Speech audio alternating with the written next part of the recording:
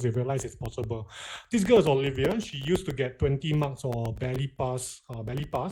She jumped to 39 upon 40 for her recent compo exams. Yeah, so the mom says she's always borderline or even fail. This time she got 39 upon 40, and then the school teacher called her and asked, what did she do? Okay, what did she do?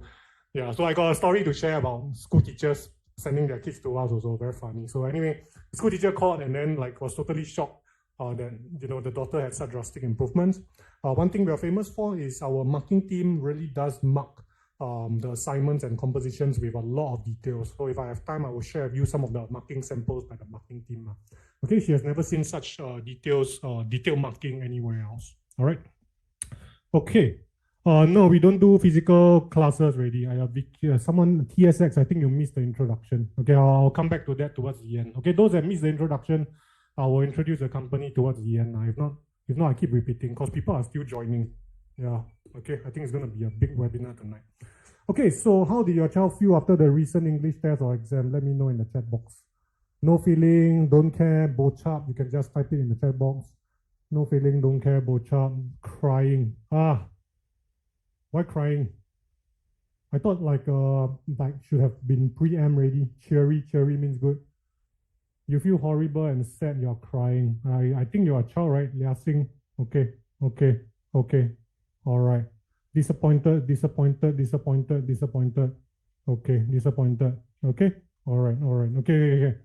Yeah, disappointed. Okay, not too happy. Yeah, that's interesting. Normally, when I run webinars at the start of the year, most of the answers will be bochap, don't care. Now it's September, everybody is disappointed and crying. Yeah, okay. So do take note. All those parents whose kids have not taken exams, do take note of the responses in the chat box. Okay, parents, how many of you are satisfied with your child's grade? Satisfied type, satisfied, not satisfied type, not satisfied. Satisfied type, satisfied, not satisfied type, not satisfied. Can be better, you say can be better. You say can be better. How many of you think they have room for improvement? If you think they have room for improvement, type potential in the chat box. If you have room for improvement, type potential in the chat box. Gotta be realistic, okay? Gotta be realistic, I tell you a joke. Last time I got this mom of a top student. The daughter got 97 upon 100 for English. And then she's like, Jerry, I came to you because I'm looking for breakthrough. Then I'm like, man, I don't know how to help your child achieve breakthrough. She's already getting 97. Yeah, breakthrough to where 101. Okay, so for potential means potential. Okay. Can. So I'm going to assume like your child probably getting like a AL5, AL4, AL3. Let me know the marks. When you say got potential, let me know the marks in the chat box. Yeah, don't worry. Nothing to be shy about. Whatever happens in this room stays in this room. We are all parents over here. AL5, AL3, okay, AL4, AL5, okay. AL5 got a lot of potential. AL5, a lot of potential. 16 upon 40 is danger zone already. 16 upon 40 danger zone. You need to take action. I'm not scaring you. AL7 also a bit danger zone already. Okay, you need to take action already. Okay, 18 upon 30, a bit of a danger zone. All right, 16 upon 30, bit of a danger zone. Okay, you need to buck up already. Nothing is going to change unless you take some action. 63 out of 95. Okay. All right. Lia Xing, please get your parents here also. So one of the problems is parents ask the kids to watch, but the content is quite high level. We need the parents to watch, not the kids for tonight. Okay, so improvements do take some time. Usually, right, you want to see crazy breakthrough improvements. It takes about 3 to 5 months, depending on how hardworking or how fast your child learns. Okay, we will usually see 3 to 5 months.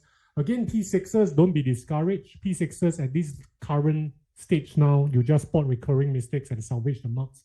I will give you some more tips on that later on. Okay, all right. So, but for the P5, P3, P4, P5, you want to see the crazy improvements about 3 to 5 months. You want to go from, this is for English, so from AL4, AL5, you want to jump to AL1, AL2, very possible. Okay, you must study the right way and you must study smart, study hard.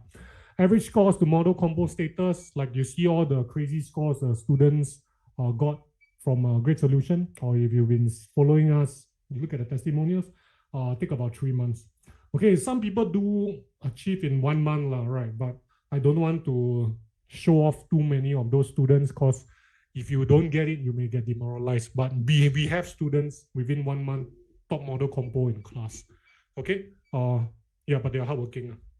All right, so the methods I'm sharing with you tonight are the writing summary methods. We use these methods in the all-in-one Eureka program at Great Solution. All the teachers at Great Solution Learning Center all teach using the writing summary methods for English and composition writing. And as you can see over here, the kids all do very well. These are just composition marks. These are the PSLE marks for the students last year. AL2 for English, AL2. This boy jumped from AL5 to AL2, so it's very possible. This one from AL5 jumped to AL3. This one from about AL4, AL3 jumped to AL1. A lot more. This boy, Yin Wen, got AL1. I taught the cousin a few years back, also got AL1. So a lot of generation of kids that went through with us. AL5 jumped to AL2 for English. This boy, Yin Jin, I think got about AL4. Okay, so you can jump by a lot of grades. But before I review all the secret strategies, right, we want to work backward first. We work backwards first, so at least you know what you are working towards. How will excelling at English and composition writing benefit your child in the future? Give me the reasons in the chat box. Because if you don't know if you're not clear on the goals, and even students, if you're not clear on what your goals are, you won't feel motivated to study. You won't feel motivated when I share all the good stuff later on. For confidence, okay? All right. All right. How to expect? All right, okay. You want to push up the marks? What else? Motivation, self-esteem, confidence. I'm not seeing the examples. I'm not seeing the reasons I want to see actually. Okay, I'm not seeing the reasons I want to see. Push up, yes, correct. Now let's talk about the hard truth. Let's talk about the hard truth. How many of you want to push up the compo score so you can push up the English score so you can get into your dream school? Your child's dream school. If dream school is the main reason, type dream school in the chat box. Because we know like the formative years of your child's education is gonna be in 13 years old to 16 years old. And 4 years is quite a long time, right? If you want to have the best of your child, I mean, push them in the dream school. How many of you are interested in the communication, like the mastery of language? Writing, composition, writing, paper 1, paper 2 is basically just for communication. If that's you, type me in the chat box. Okay, great. So one thing I always like to ask parents like if you look at the workplace, don't you, like we all work in the workplace. So before I became a tuition teacher, before I started this center, I was working in the workplace as well. Don't you realize that the people who can communicate very clearly in the workplace, they seem to have more opportunities? You can have a quiet worker who doesn't speak a lot versus a mediocre worker who can speak very well and communicate very well. Somehow the one who communicates very well will have more opportunities to step up, okay? Have more opportunities to step up compared to the rest. Yeah, am I right? Okay, am I right? You think there's anything wrong with my microphone? There's anything wrong with my microphone? Nothing wrong. Okay, okay. Maybe I'll speak further. Okay. All right, nothing wrong.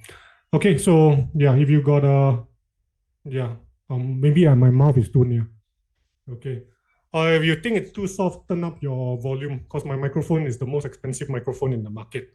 Okay. If it's too soft, you turn up your volume. My microphone is the most expensive microphone and my Zoom setting is maximum already.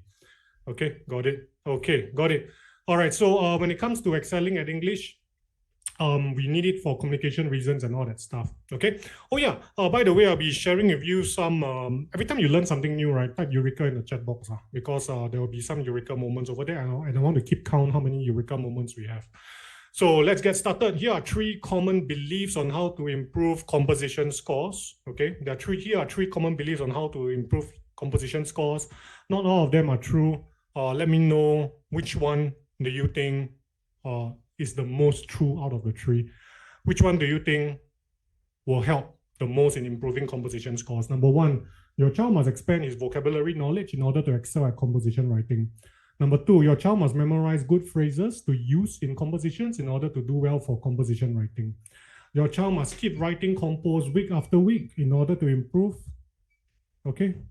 All right. 1, 2, 3. Okay. Okay. Thank you.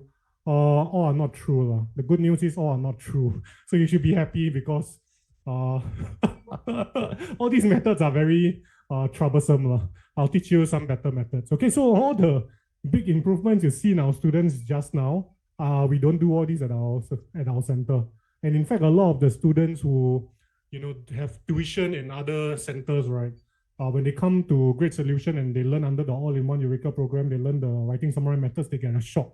Some parents also like, huh? What? Y'all don't do all this? They also find it very weird, but I'll explain to you why. So no, it's not true. Your child doesn't really need to expand his or her vocabulary knowledge, because I'm going to tell you that in my 11 years of teaching, by the age of P5, your child's vocabulary knowledge is vast enough and expensive enough already. Okay?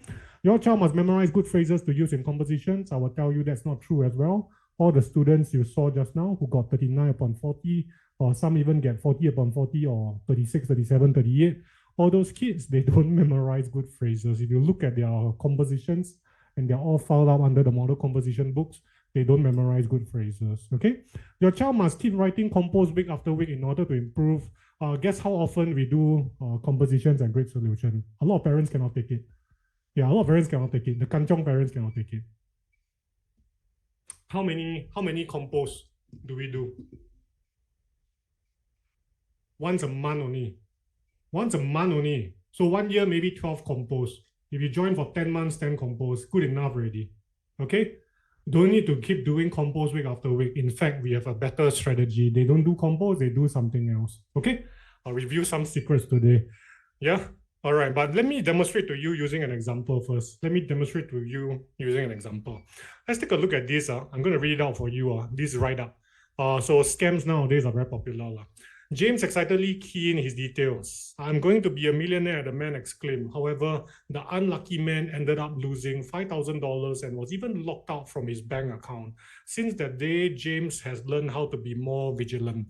What do you think of this writing? Good, not good, okay? Let me know, chat box. What do you think of this writing? Good, not good, okay only? Pretty okay, right? I mean, there's no grammatical errors, nothing horrifying over here. Too factual. Yeah, I also agree. Do you find like it's missing the flair? If you think the flair is missing, type missing in the chat box. Flair, it doesn't feel good. Yeah, the flair is missing, type missing in the chat box. Yeah, the flair is missing. So we want to add some flair. So let's put in some good phrases. I want you to think of some idioms and proverbs or good phrases, any good phrases you can think of in the next 30 seconds. Put it in the chat box now. 30 seconds, think of all the good phrases we can use to describe this scene. Happy as a lark, once bitten, twice shy. That one cliche lah. No free lunches. Happy as a lark, penny wise, pound foolish.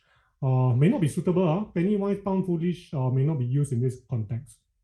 If you're stuck, type stuck. If you can't think of any good phrases, type stuck. Cheshire cat, stuck. Okay? 30 seconds almost up. Okay, so most people are stuck. So let me share with you some phrases, hopefully optimistic. Okay, froze in terror. Maybe can. Not bad, Bernie. Maybe can. Happy as a lark. Why are you happy as a lark? Your money got cheated, Mahasin. Yay! Lost 5,000, not 50,000. Okay, so let's review some phrases we can use over here. Stood rooted to the ground. This one must be a kid. Stood rooted to the ground is cliche, kid. Don't bother using it anymore. You're not going to score extra marks. Why are you standing rooted to the ground? You're sitting down using the computer, all right. Okay, so here are some idioms you can use. An easy target, not the sharpest tool in the shade, you're taken for a ride. Okay, not the sharpest tool in the shade means you're not very smart. Taken for a ride means you got cheated. Easy target means you are easily scammed, you are gullible. Proverbs we can use, a fool and his money soon parted. I saw one person mention that, good for you. All that glitters is not gold, no free lunch. No free lunch, maybe must depend on the context you use it. Because no free lunch, No free lunch may not be able to be used in this scenario. Got to look at the context and see how we use it. Okay, so all these good phrases, let's take it and stuff it into the passage. So I'm going to read it out and then you all let me know what you think. James excitedly keyed in his details. I'm going to be a millionaire, the man exclaimed. However, James was not the sharpest tool in the shed, and that made him an easy target. By the time he realized he was taken for a ride, he had lost 5K. To make matters worse, he was even locked out of his bank account. A fool and his goal, a fool and his money soon parted. Ever since that day, James has learned to be more vigilant. Okay, do you think this is better? Let me know how many times better is this compared to the previous one. 1 time, 2 times, 3 times, 2 times, 4 times. 1,000 times, no lah. So 夸张. Okay, great. Okay, now that is not the point of the whole exercise. Teaching you good phrases is not the point of the whole exercise. So what's the point of sharing all this with you? Okay, what's the point of sharing all this with you? I want you to take a look at these phrases and ask yourself, have you come across these phrases before? There are 5 phrases over here. Let me know how many you have come across before. 4 out of 5, 5 out of 5, 3 out of 5, 5 out of 5, type 5 out of 5. Okay, thank you, Yeping. Thank you, Bunhua. Thank you, Mark. Thank you, Mark. Thank you, Fong. Thank you, Bernie. Thank you, Sweet. Thank you, Michelle. Thank you, Jess. Thank you, Cheryl. Thank you, Yam. Thank you, Siti. Thank you, Adeline. Now, quite a number of you, the average number of you getting 4 out of 5, 5 out of 5. Okay, a large number of you, 5 out of 5, 0 out of 5. Okay. Okay, quite a number of you getting 4 out of 5, 5 out of 5. Okay, and when I share this with students, okay, the number with the students also are 4 out of 5. The only one they don't really use is this one, the second one, not the sharpest tool in the shed. Okay, but when I share this with kids, 4 out of 5. Okay, for at a P5 level. Okay, 4 out of 5. Now, do you know the meanings of all these phrases? Yes or no? If all yes, then I don't explain. If a lot of no's, then I'll explain. You all know the meanings of these phrases? Let me know. Okay, thank you for saying no, some of you.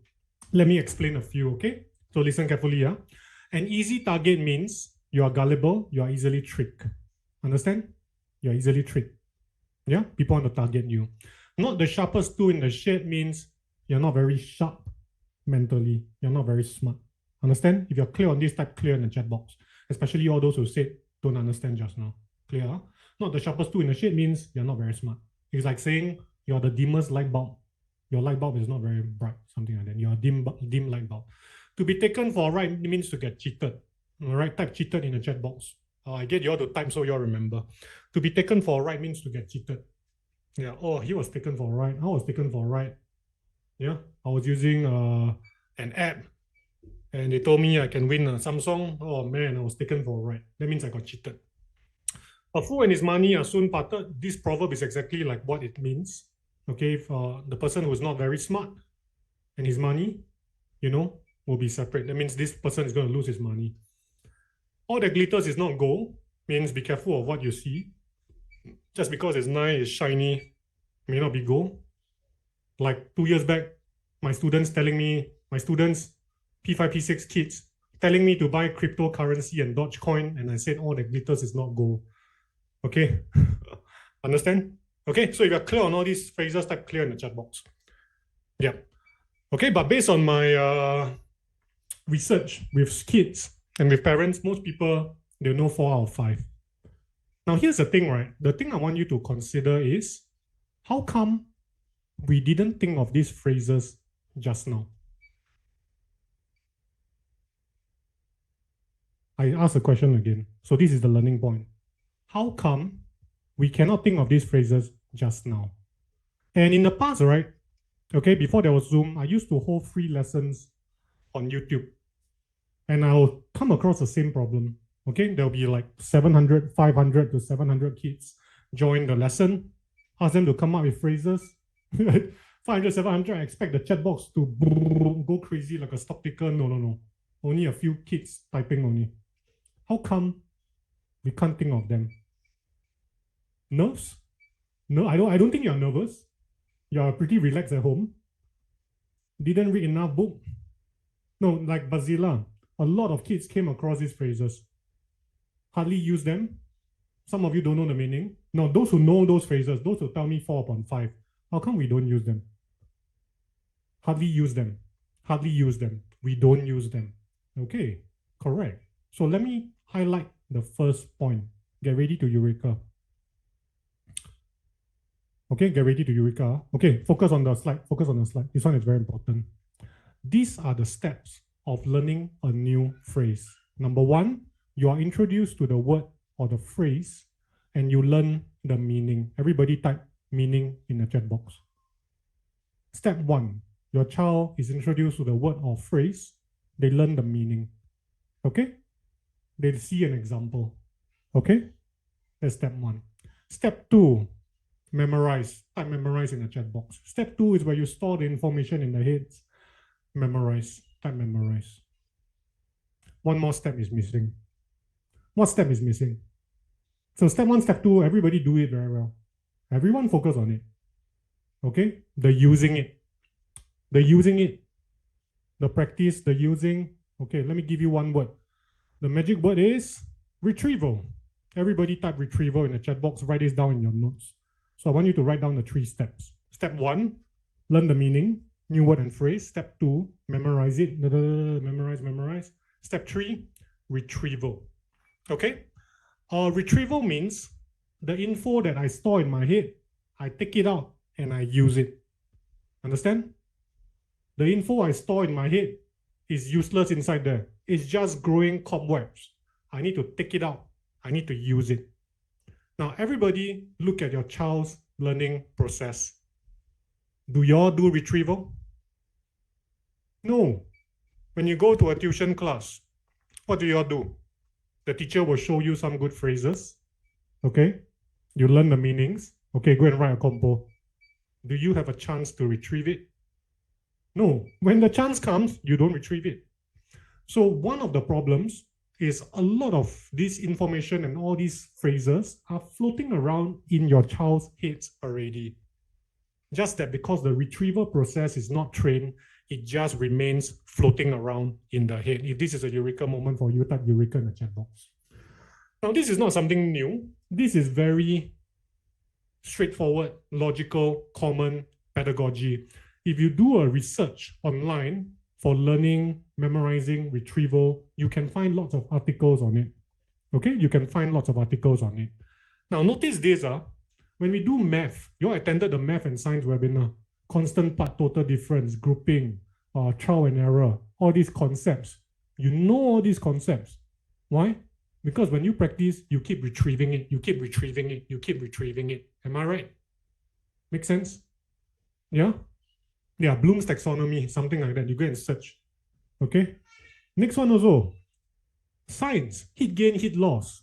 Photosynthesis, explaining all the different phenomena around you. Yeah, science, you learn the concept. And then the question, paper 2, right? They ask you explain this phenomena. And then you got to retrieve the concept, explain it, explain it, explain it. But in composition writing, this is not done, you know. The next step after a child studies the good phrases is to do a compo, which is a very big jump. You're asking a child to jump across a chasm. In fact, actually, there should be steps and assignments to get them to retrieve whatever they have just learned. Understand now? Again, eureka moment for you. Type eureka in the chat box. This is why your kids can go for tuition classes and read a lot of books and don't improve. You're simply just missing out the very simple step of retrieval. Okay, so let's try again. Now I'm going to try to prime the retrieval process. Means I'm going to ask you guiding questions to force your brain to retrieve information. So let's look at this example. Matthew's teacher warned him that if he continued to fail science, he would be held back a year. Feeling anxious, Matthew worked harder than before. Sometimes he stayed up very late to complete his revision. His efforts paid off. He found the exam very easy and he scored much better this time. What idioms and proverbs can we use here? Now, instead of letting you think on your own, I'm going to facilitate in the retrieval process. So think of phrases that mean study very late into the night. Boom. Okay, easy. I want you to think of phrases that mean study very hard. Very good, Ahmad. Very good. CCISG, thank you. Jess, thank you. Rachel. Give me another one to say study very hard. Study very hard. Okay? nose to the something stone. Nose to the, okay? Burn the candle at both. Very good, Fong. Good job. Work himself to the bone. Okay, so I'm priming the retrieval. So you notice that, oh yeah, it's in my head. The moment Jerry says burn the something at both, and then you're like, okay, you start to retrieve it already. Okay, I want you to look at, so this is studying hard. Now this part where the exams are very easy, give me all the good phrases you can think of to describe exams being easy. Very good, Sachin, that's the word I'm looking for. Very good, Mark, piece of cake. Okay, give me other phrases similar to piece of cake. As easy as ABC, they are very good. Bite the bullet, no, used wrongly. Later I'll talk about bite the bullet. In fact, it's one of my examples later. Chicken feet, very good, Ryan. Chicken feet, feet with a D, Go and double check. I'm pretty sure it's not the leg. Okay, walk in the park, very good, Cheryl. Okay, easy as pie, very good, Rachel. No sweat, very good. Okay, give me phrases to describe improve a lot. Leaps. Complete leaps and very good, Fong. Okay, all right. Flying colors, very good, Kyla. Okay, very good, very good, very good. So that's it. Priming the retrieval process. So what I need you to do, right? Next time your kid, okay, listen carefully. Next time your kid struggles to describe a scene and you think the scene can be done better, I want you to ask guiding questions. Everybody type ask guiding questions in the chat box. This is this is another teaching tip that parents can learn. Ask guiding questions. Okay, ask guiding questions. This is standard MOE NIE training where they make sure the teachers ask guiding questions. And this is not just MOE NIE training.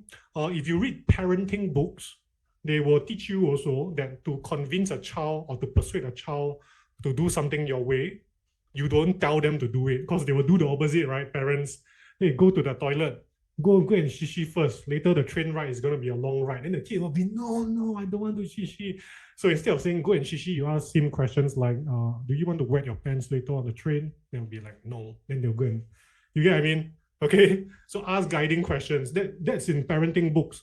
If you read books on coaching, okay, sports coaching, the coach also does the same thing. They ask guiding questions. Teaching, coaching, parenting, all ask guiding questions. Okay, Eureka moment for you. Type Eureka in the chat box. And next thing to write down in your notes, don't give answers. Once you ask the guiding questions, don't give answers. So as parents, sometimes parents and teachers, we get impatient. We will give the answer. We're like, come on. Oh, burn the midnight oil. How come you never think of burn the midnight oil? Burn the candle at both ends. You never. As easy as pie. No. We don't. We don't give them the answer. If they get really stuck, then we say burn the candle at, and then you let them continue. Yeah, as easy as what?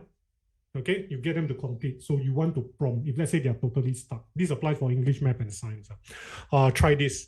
Okay, so what's the psychological concept we want to do here to help our child get better? We want them to find the answers themselves.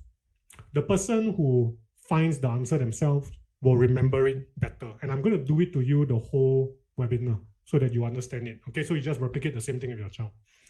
Okay, so here are some of the phrases, but you all came up with a lot more phrases. Maybe some you didn't see before. Burn the midnight oil means work very late into the night. Put one's nose to the grindstone means to work very hard until you can see all the nitty-gritty. You're very neck deep in the details. Breeze through is the part where we describe the paper is very easy. Leaps and bounds is your improvements. Flying in colors also can. As easy as pi, ABC, I throw in a simile here. A proverb actually we can use is no pain, no gain, but I didn't see anyone, I didn't see anyone using this. I didn't see anyone using this, no pain, no gain. Okay? From them like oral. Anybody came up with no pain, no gain? If you came up with no pain, no gain, just now type me. Nobody, right? You see this, you're like, oh yeah, this is in my head. I heard this phrase before. Am I right? Okay? You all heard this phrase before, right? Parents every day, pain, no gain. Hey, don't be so negative lah, Mark. Okay, so let's take a look over here. Matthew was very weak in science. His teacher warned him that if he continued to fail, he would be held back a year. Feeling anxious, Matthew put his nose to the grindstone. Sometimes he burned the midnight oil to complete his assignments. His efforts paid off. He breezed through the final exam. His score improved by leaps and bounds. After this episode, he will constantly remind himself, no pain, no gain. Okay, how many times better do you think our writing is now? A bit more flair, right? Put nose to the grindstone means to work crazy hard. Okay, put nose to the grindstone means to work crazy, crazy hard. How many times better? 3 times, 4 times, 5 times. Let me know how many times better in the chat box. Okay, great. Yeah, yeah.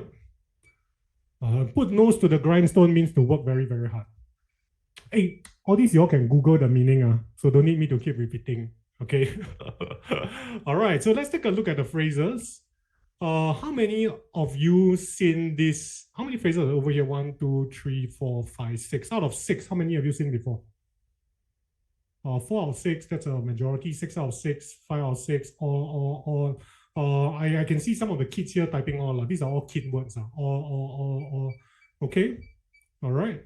Do you know their meanings? I think all of you know all the meanings except for put the nose to a grindstone, which simply means to work super, super hard. Okay. All the meanings, you probably know most of it. Okay.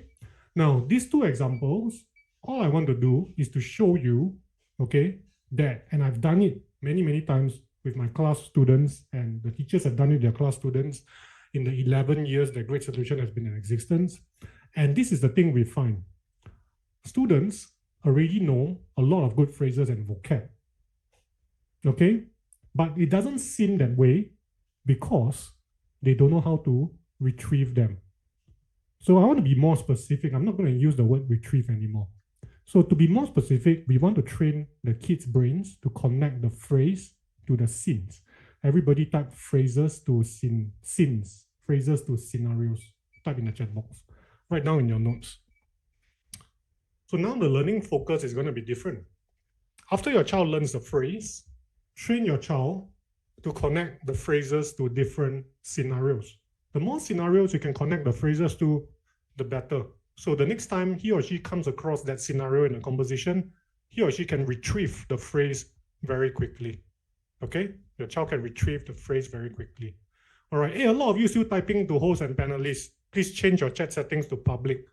Lorna, Maylene, Catherine with a C. Okay. All right. So focus on making the connections. So now we're going to learn a new phrase. We will understand the meaning and the context, which I tell you is not enough. So even if I tell you nose to the grindstone and I don't train you to match to different scenes, you will forget how to use the phrase. Okay, I guarantee you, all the students are experiencing that. So we want to train to match the phrase to different scenes. And now the learning focus is on forming connections for suitable scenes. If this is a eureka moment for you, type eureka in the chat box.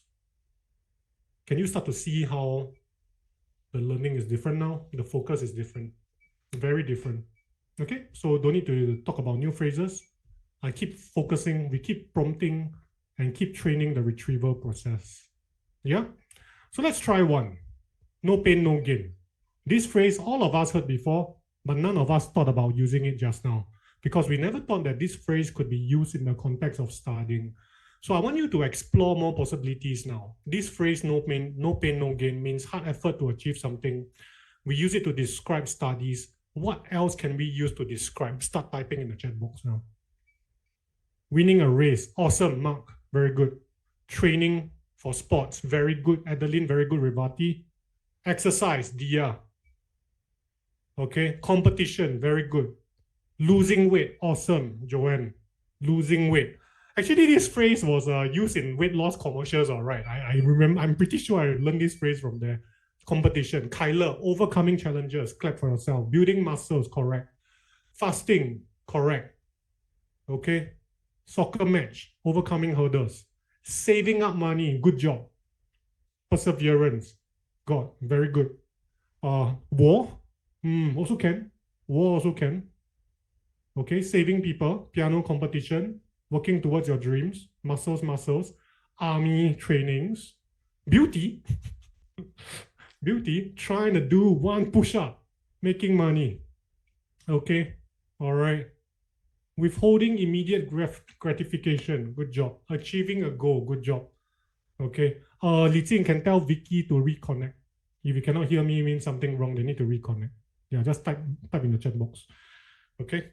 All right, achieving a goal, managing a business. You all forgot one more.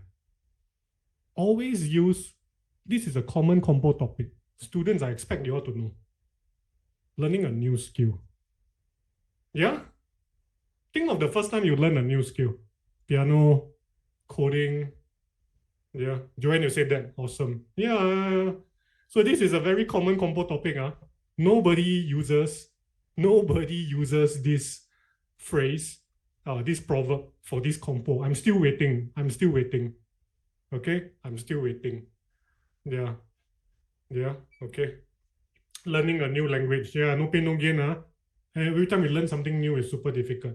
Project work. Okay, project work. Yeah, project work. Okay, great.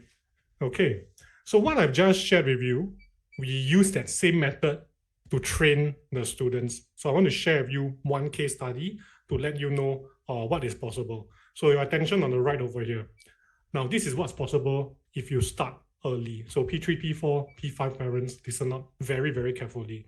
This girl, Wei Zhen, right? She joined one of the Writing Samurai courses when she was in P4. Let me give you some background. The mother is in early childhood. So later on, I will explain some of the learning concepts. And I remembered the mom, she already knows all the learning concepts. So she knows retrieval, all this stuff. She knows all this stuff. And then when she saw the teaching style, she could see like, okay, she know what we are trying to do. So straight away, she signed up for the courses. So at P4, this girl started learning how to write already. By P5, when she came to the live classes, her writing standard was like late P6, going to Sec 1. That's how good the writing standard was when you start early, okay? So when she come into P5, the P5 kids, her writing compared to P5 kids was like comparing day and night. She joined a writing competition, okay? The writing competition had 500 other participants. She was P5. The writing competition were mostly made up of P6 students because P6 kids, the brains are just more developed now, right? Guess what's her position out of 500? Guess what position she got out of 500? I wish it was one. But some of the P6 kids were really very smart. She got number 3. Yeah, she got number 3 out of 500. Okay, and she was P5 competing with P6s. Yeah, and I still remember the mom, when she said she took part in the competition, she still told me in Chinese, 我们来为 writing samurai 争光. I'm like, okay, you can. She's trying to say we bring glory to writing samurai. And I'm like, it's okay. Don't need to bring glory to me. Let your child bring glory to herself. Okay, and the kid did very well for compositions, always topping her class. Her PSLE, she got AL1. Okay, so this is what's possible when you take action early. The knowledge and the retrieval and the skills really compound. So by the time when she was P6, her writing style is like secondary school style already. Her writing standard was secondary school. Super amazing. Okay. Now, before I share more case studies, the case studies are going to be linked to this. Tell me these phrases. I'm going to read out the phrases one by one. You tell me whether the sentence is good or not good. First one, when I went on stage, a cold chill ran down my spine. Good or not good? Okay, good, basic, good. Next one. A robber brandished a knife. He was so angry that he became as red as a beetroot.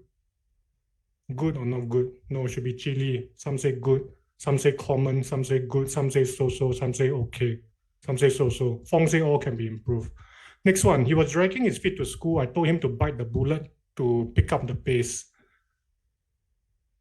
Jamie, you spotted something. Good, not good, weird. Okay, not good, weird. Hey, don't talk about marks. Vicky, focus. Okay. Now, actually, all this is the problem that students face when they memorize vocab. Okay, so earlier on, I explained to you that it's not about memorizing more vocab. It's about making use of the existing vocab in your head. So we are going on to point number 2. There is a problem with memorizing vocabulary and applying it just like that. Okay? What's the problem? What's the problem over here? There's a problem over here. There's a problem in all these 3 sentences. Like Fong got it right. She said all can be improved, but she can't really pinpoint it. Alvin said context. Fong said relevance. Mark Lim said stereotype. Okay? Look at, especially number 2, you don't find it awkward, man? The robber brandished the knife. Whoa, robber. He was so angry, he turned as red as a beetroot. Okay? Think about it, huh? All right. I went on stage, a cold chill ran down my spine. You don't find it weird, man? What imagery are you creating? Think about it. Okay? Now, some of you got it correct already. A few of you in the audience got it correct. So those who said context, clap for yourself. Everybody type. These are all used wrongly in the wrong context.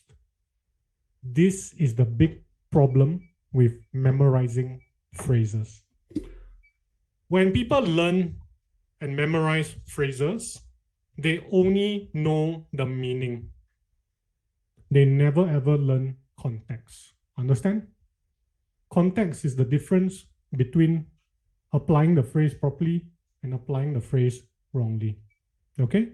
So what exactly is context? So let me try to explain it to you with a very simple example. Some of you may have heard it before because I use the simplest example. I tried a lot of examples. This one's the simplest. Okay, let's look at the phrase kick the bucket. Yeah, kick the bucket. Kick the bucket means to die. Can we go to someone's relative's funeral and say, I'm so sorry, your akong kicked the bucket? How does it sound? I'm so sorry, your akong kicked the bucket. Ayo, ama kicked the bucket. Ayo, sounds bad, huh? Why does it sound bad? The meaning is die, what? What's wrong? Meaning is die, what? What's wrong? Because the context is wrong. Kick the bucket. Kick bucket. Do you know that there are studies to show that words with the K sound sounds funny?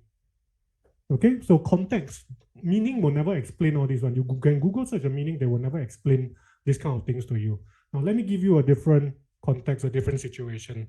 Just now when I was in the kitchen, my wife was screaming because there was a cockroach running around. I went in and like a brave knight in shining armor, I smashed the cockroach.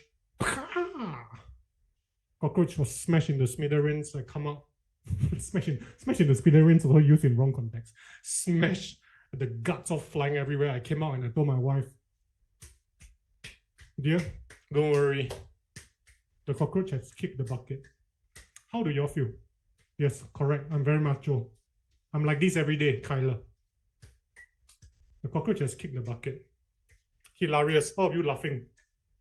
Notice how I just made you all laugh. Because like I said, right, the K words sound very funny. Okay? I purposely made the context sound very funny. The cockroach has kicked the bucket. You can enter now. Anybody thinks that I'm very rude to use kick the bucket? Am I rude? No, because nobody cares about the cockroach. The context is totally different. Nobody is going to say, ayo, poor cockroach, or monitor for, lower the body down in the coffin, give it a proper resting place. Nobody will care. Okay, so this is context. The same word used in different contexts creates different responses. Okay, so you just think of context as the backdrop, the background, the situation. Understand? If you understand this, type Eureka in the chat box now. Meaning all the time. Don't know the word? Google search the meaning. Nobody explains context.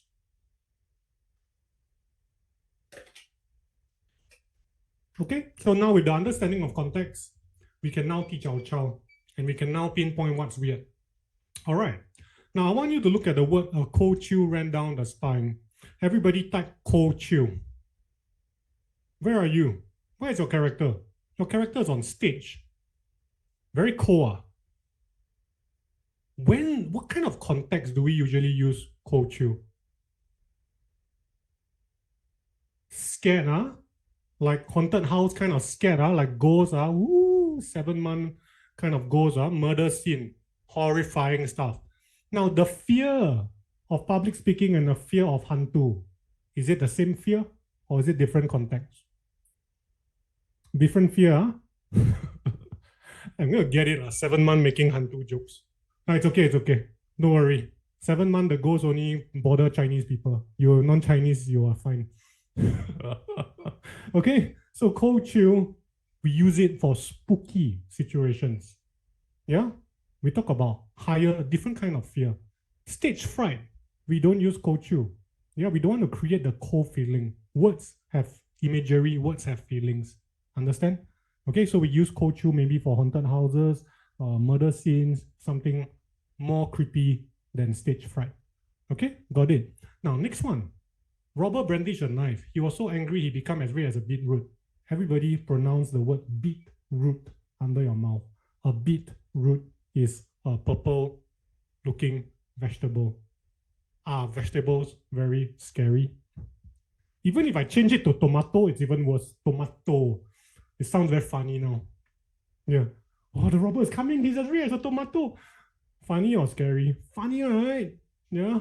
So beetroot, tomatoes, vegetables. Okay, never mind. Change to traffic light. Still sounds dumb, right? He's as red as a traffic light. Like, you feel like laughing. So maybe we can use as red as a beetroot to say, when Mr. Jerry tell a joke, I laugh until my face turn as red as a beetroot, or as red as a tomato, or as red as a traffic light. We use it for funny context. Understand? For the robber, we want to make it scary. This man is holding a knife. He's going to kill us. So what can we describe it? How can we use a simile to replace this? Chili also, it's just a fruit. As angry as a bull. Angry as a bull gives you a very clumsy context. Okay, later I'll share with you another one. It's not that difficult. Okay, the last one. Later I'll share with you the better phrases. Okay, the last one. Bite the bullet. So this one is very tricky. This word sounds very good. Oh, I told him to bite the bullet. Now listen, if you Google the meaning of bite the bullet means to decide to do something difficult or unpleasant that one has been putting off or hesitating over for a long time. This context doesn't work because he's already doing that difficult thing. He's dragging his feet to school already. That means he's doing that very difficult thing of going to school. Okay? So bite the bullet doesn't work over here because he's already walking to school, just that he's very slow. Understand? Okay? Buck up. Pick up the pace. Pick up the pace will be correct. Step on it. So here are the better phrases that you want to use for these sentences. When I went on stage, there were butterflies in my stomach. So do take note, butterflies in the stomach, we cannot use it for the spooky context. Yeah? So don't say when I entered the haunted house, there were butterflies in my stomach. I prefer you use cold chill for that context. Next one, number 2, all of you stuck, right? Number 2, stat daggers wrong. Stat daggers means very angry. Yeah? But knife ready, then you want to stat daggers, you're going to confuse your reader. So you cannot use stat daggers over here. Context also wrong. So listen carefully. The robber brandished a knife. He approached me gingerly. I use a modifier over here, like a predator stalking a prey or like a tiger stalking a prey. Because like when a predator, a tiger, a panther, want to pounce on the prey, they move very slowly, just like what the robber is doing. Understand? All right. Number 2, much better now. Number 2, if you think much better, type much better in the chat box. Yeah, much better for number 2. Better than beetroot and tomato or boo or whatever. Okay, you want to talk about boo, then your character better be big and bulky and clumsy. Okay, and the last one, quit dawdling. He was dragging his feet to school, so I told him quit dawdling and pick up the pace. So this is the problem with people memorizing phrases. Okay, they don't understand context. So lesson over here, write down in your notes, don't focus on the meaning of the phrase, focus on the context in which the phrase is used. You must consider the context. Okay, write down context in your notes again if you haven't done it. If this is a eureka moment for you, type eureka in the chat box. Dawdling means delaying. Dawdling means delaying. Okay? All right, and I can tell you, a lot of the new students who come to my classes or to Great Solution classes, all of them all write like that. When I teach free online classes in the past, everybody writes like that. So when I try to give prizes to people, I had a hard time giving prizes because everybody was using phrases in the wrong context. Every single thing also stood rooted to the ground. When I got scammed, I stood rooted to the ground. You saw one of the kids using that, right? Oh, once bitten, twice shy. Everything also once bitten, twice shy. I even saw a kid who wrote a dog bite him, so now he's once bitten, twice shy. Oh my God. Okay? So a lot of kids have all these problems. Now, what is the problem over here? Let's come back to the learning process. We are still not completed. Retrieval is not the final step. One more step is missing. Context is part of this step. Okay? Context is just a very specific consideration of this step. The last step is, some of you have gotten it right, Very good, Kevin. Application. Everybody type application. Application. It's not so simple. Application is not simple. This is where guidance is needed. Okay, reading the phrase, learning the phrase, you can do it. You don't need me. You just go and if you still cannot remember the meaning, just go and Google. You will get the meaning already. You don't need me. Retrieval, you can still prompt. Application is a little bit more tricky. Okay, now what do I mean by application? Don't eureka yet. Let me show you why application is slightly more complicated. It's not so straightforward. When we talk about application, we got to consider a lot of factors because I want you all to listen to this carefully. Words don't exist in isolation. Write down in your notes and repeat after me in the chat box. Words don't exist in isolation. I'll give you all some time to write it down. Words don't exist in isolation. So when you cut and paste words and put it in like a mathematical formula, it doesn't work. Words are connected to other words, and sentences are connected to other sentences, paragraphs are connected to other paragraphs. All these things will make up the backdrop, aka the context of whatever word you're planning to put in your next sentence or next description. This is language. It's not the same as math and science. Okay? The math equation, you can plug and paste, put in the numbers, you get the answer. English is not so straightforward. I can't just take a phrase, cut and paste in, get the answer. Cannot. Okay, a lot of things need to consider. First thing you need to consider, obviously, is the meaning. So we have new students who write stuff like I ran to my mother in leaps and bounds, when actually leaps and bounds is a non-literal meaning. It doesn't literally mean leaping and bounding. So that's one application error. We just discussed the application error of using things in the wrong context, and this is a very, very big application error where we need to go through a lot of exercises to get kids to understand. Wait, good phrases, vocab, still got grammatical error. Can you spot the grammatical error for number 3? If you spot it, let me know the correct answer in the chat box. This is a very common problem. The athletes ran as fast as a lightning. The athletes ran as fast as a cheetah. When you are comparing many people, you must compare them to many monkeys. When you are comparing the athletes, you want to compare them to many cheetahs. But wait, now you got a contextual error. Cheetahs don't all run together in one group. So now, if I want to compare lots of athletes running, I cannot use cheetahs. I need to think of another fast-running animal that runs together in a group. Think of a fast-running animal that runs together in a group. As fast as ants? What? Tiger? No. Antelopes or gazelles, okay? Antelopes or gazelles. Okay, when the starter gun fired, the athletes took off like a pack of gazelles. When you use that simile, the context is way better than cheetah. Okay? Cockroach. Idiots. No lah, leopard's not known for running. Leopard's known for climbing trees. Okay? Got it? Okay, you're making a lot of errors in the chat box. So that's why I say application is not so easy. I look at the chat box, you're all writing very weird stuff inside. I'm not going to comment on all your errors, but so far I haven't seen anyone give me a good one yet. Okay? Sorry to say that. I was over the moon when I finished the mooncake. Look at this one. Next error. Next application error. Wrong intensity. Everybody type wrong intensity. This one, I guarantee you, your child has this problem. Again, I've been teaching for 11 years. I tell you, kids, when it comes to intensity in vocabulary, they only got volume 0 and volume 10, maximum volume. They don't know how to adjust it to in-between volume. They either don't write the word or they write the most intense word. So they'll write things like, when I finished my homework, I was euphoric. Okay? When I finished eating my chicken rice, I was ecstatic. I was on cloud 9. Yeah, every single small thing, yeah, they're like their intensity is super high one. Okay? Yeah? Lack of elaboration. You cannot just put a phrase there and expect people to get it. Yeah, so you'll see some kids write something like once bitten, twice shy, and then after that, the paragraph talks about something else because they don't know how to continue. Yeah? And some people will write a lot and then after that suddenly plonk the word once bitten, twice shy. Then you read like, ugh. It sticks out like a sore thumb. You cannot plug and place.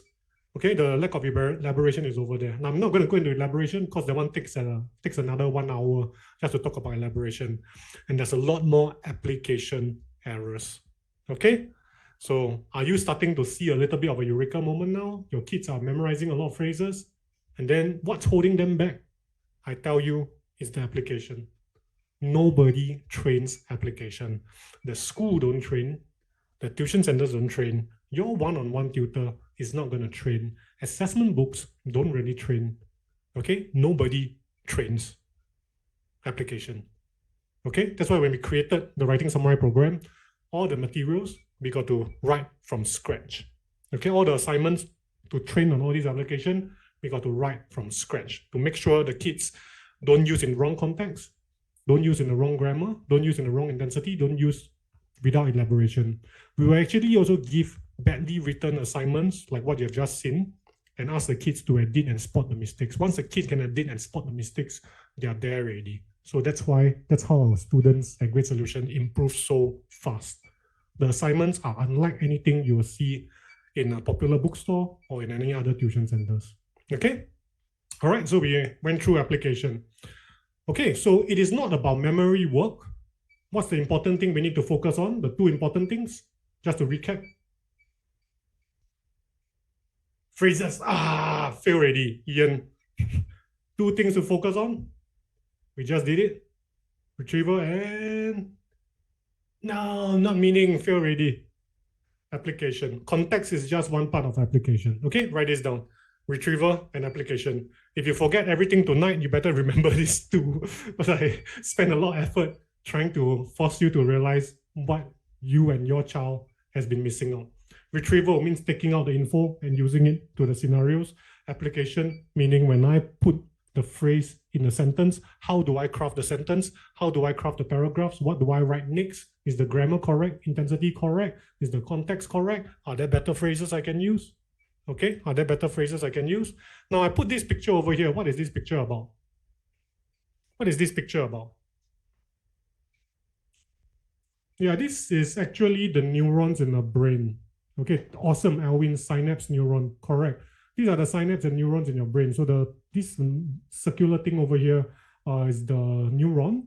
And I want to draw your attention to this wire over here, this connection over here. Okay, we shall call this a wire. I'm not going to use like technical terms. So when your child learns something, right? Like when your child picks up a new skill like cycling, playing the piano, kicking a soccer ball, a group of neurons in your child's heads are extending wires to connect with one another.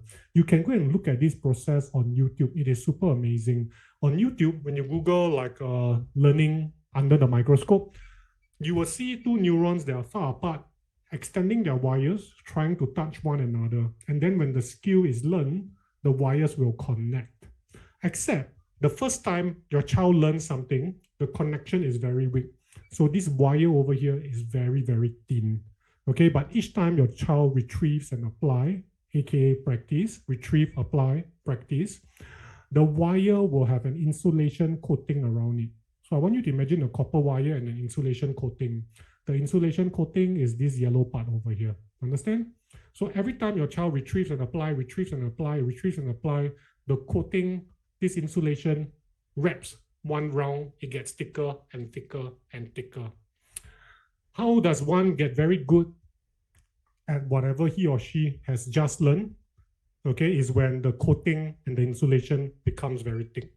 That's why some kids, you tell them play the piano, the fingers just fly because the insulation is very thick already. You ask some child to do problem sums, okay? They practice a lot already. They can connect the concept to the question very quickly. You ask the girl just now I showed you, Wei Zhen, started in P4. How thick do you think her insulation is? Yeah, the girl in P4, how thick do you think her insulation is? Super thick already. Okay, the insulation is super thick already.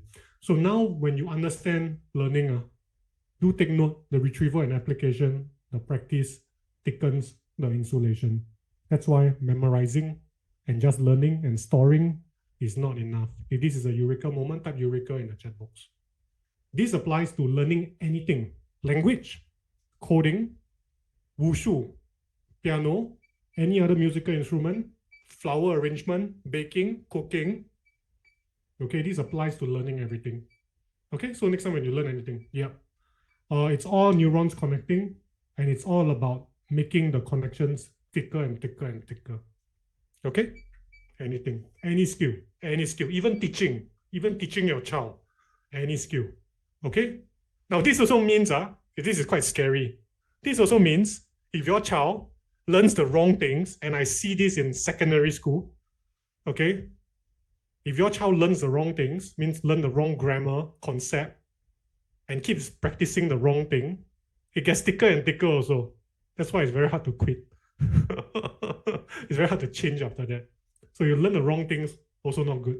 Yeah, learn the wrong things for too long, very hard to break the connections and do reconnections. Yeah, correct. Like the saying goes, old habits die hard. This is the science why. Okay? Wait, so what have I covered? I've covered why you don't need to study more good phrases. I've covered why you memorize phrases is useless. You need to focus on application. Now I'm going to tell you one more thing that will blow your mind. Good phrases have limitations. Now, the top students I show you, they don't use good phrases. So everything I taught you, they don't do it. Okay, it's just a stepping stone to the next level. So let's take a look at this. James is as smart as a tack. If you were to give him any programming problem, he would burn the midnight oil and type out lines of code to solve the problem. His solutions are so simple that you will wonder why you did not nip it in the bud in the first place. So all these are used correctly in the right context. Smart as a tack. Okay, it's a memorized phrase. You can find it from assessment books. Burn the midnight oil, we just learned it. Nip it in the bud means I stop the problem from getting worse. Okay, so this is all used properly. But do you feel like the flair is not there? Do you find like, okay, this is good, but it's not still missing the flair. Okay, now let me show you how the top students write. Okay, ta-da. James is a coding wizard. If you were to give him any programming problem, he would just conjure up lines of code, cast them onto the keyboard, and magically create solutions so elegant and simple that your jaw will drop in wonder. What is the difference between this and the previous one? This one has more flair, am I right? Way more flair. Now, what is this? This one is more natural. Yum is correct. This is way more natural. Mark Lim says, yes, you can visualize. That's one of the tricks we teach our students. When we write words, we create visuals. Okay? The vocab is different. Now, Candy, I want you to take a look at the vocab. Everybody take a look at the vocab. Is the vocab more bombastic or less bombastic? It's actually less bombastic. You don't need nip it in the bud. Good news, you don't need to memorize nip it in the bud. Burn the midnight oil, smart as a tack. Okay? Now, it's not just about simplicity. What have I done? This one again, nobody will ever teach you this. No tuition centers, no tutors will teach you this. Metaphors are used. And metaphors are created. Everybody type create your own good phrase. Everybody type create your own good phrase. Now, this is not memory work. We train the students to create on the spot. They don't memorize it. We train them to create on the spot. How to create on the spot? We connect coding to wizardry and magic. I think the neurons, okay, I'm not a brain scientist, but this is what I think it is. The neurons and the word clusters in the head associated with coding is one portion. The neurons and the word clusters associated with the word magic is in another cluster, in another part of the brain. What I'm trying to get them to do is to connect the two disparate objects together to form what we call a metaphor. Understand? So they are not memorizing new words. They are using words that are already in their head to connect them together to form metaphors. So I say again, word cluster or associated words with coding and associated words with magic, I get them to connect. Okay, we get the students to connect them to one another. This is one big secret that nobody will ever teach you. It can be trained. The scary thing is it can be trained. And like, again, all the testimonials I've shown you, these are the kids who have done it again and again. So it's not just coding. All right, again, let's try to retrieve and try to practice this skill a bit more. What else can we connect coding to that is very different from coding? How about art? Also can. Let's do art. James is the Picasso of coding. If you were to give him any problem, he would visualize a solution, draw up lines of code, and apply them to the blank canvas that is his screen. When he was done, his work would be such a masterpiece that the coders around the world would study it with awe. Ta-da. So I take word clusters for art, connect it with coding. Nice. I'm pretty sure now you know what's flair. You understand what's flair now? Now, parents, if this is a eureka moment for you, type eureka in the chat box. And we can go on and on and on. And we can go on and on and on. Oh, by the way, you know why I'm teaching this or not?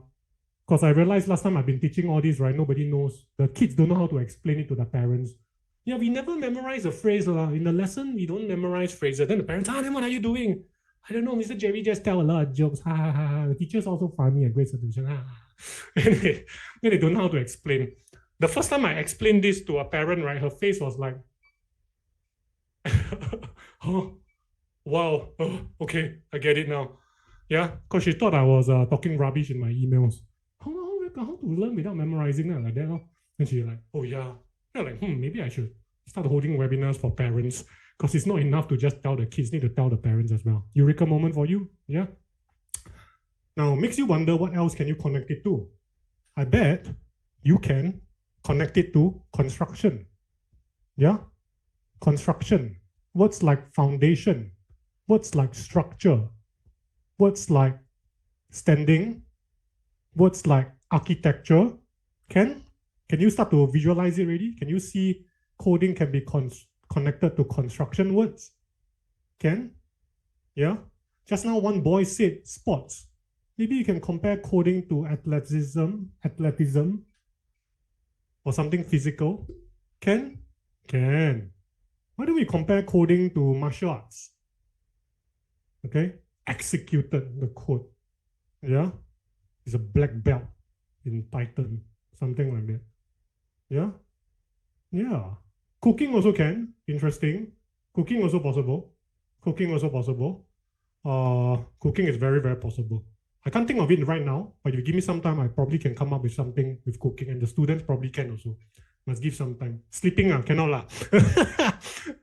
Compared to sleeping. Yeah. Playing soccer also can, maybe possible. Okay, so this is the thing.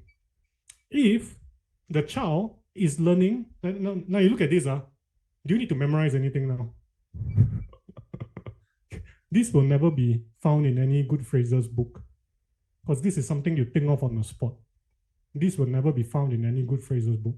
This is something you find on the spot, okay? Through application, retrieval, and practice, okay? Only thing, this one you need to memorize lah. And it doesn't even sound as nice as the ones you don't memorize. Okay, so this is how to write awesome compos without memorizing. Okay, so write this down. The highest level your child can reach is to create his or her own good phrases, and then you can say don't need to memorize anymore. Okay, now do you all believe me when I say you don't really need to memorize? And again, let me just focus on the phrases again. Is this bombastic? Are these words bombastic? Don't tell me you don't know who's Picasso. You don't know who's Picasso. Change to Leonardo da Vinci or Vincent van Gogh.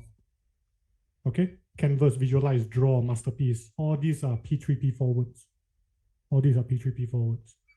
Okay, so it's not about bombastic phrases, complicated phrases. It is all about the connection. Okay, now all these are P3, P4 students who learn how to use metaphors. So you look at the scores, 15 upon 20, jump to 20 upon 20. Of course, if in P3, P4, you can, if your kid can write like that, it's like bringing a gun to a knife fight already. Yeah, okay. AL1, full marks for everything, full marks. Yeah, the P3, P4 kids who learn these strategies are quite crazy. Okay, now that is composition writing. Now here's the hard truth. Here's the hard truth. If all this stuff I teach you, right, is totally useless if your child's English understanding or overall English is weak in the first place. So the truth is this, if your child is doing very badly for paper 2, the compo writing is sure going to suffer because paper 2 is like testing you on the foundation of English already. So here's the next problem. Okay, so all those parents especially taking exams in a very short period of time, listen up carefully. This is the next problem.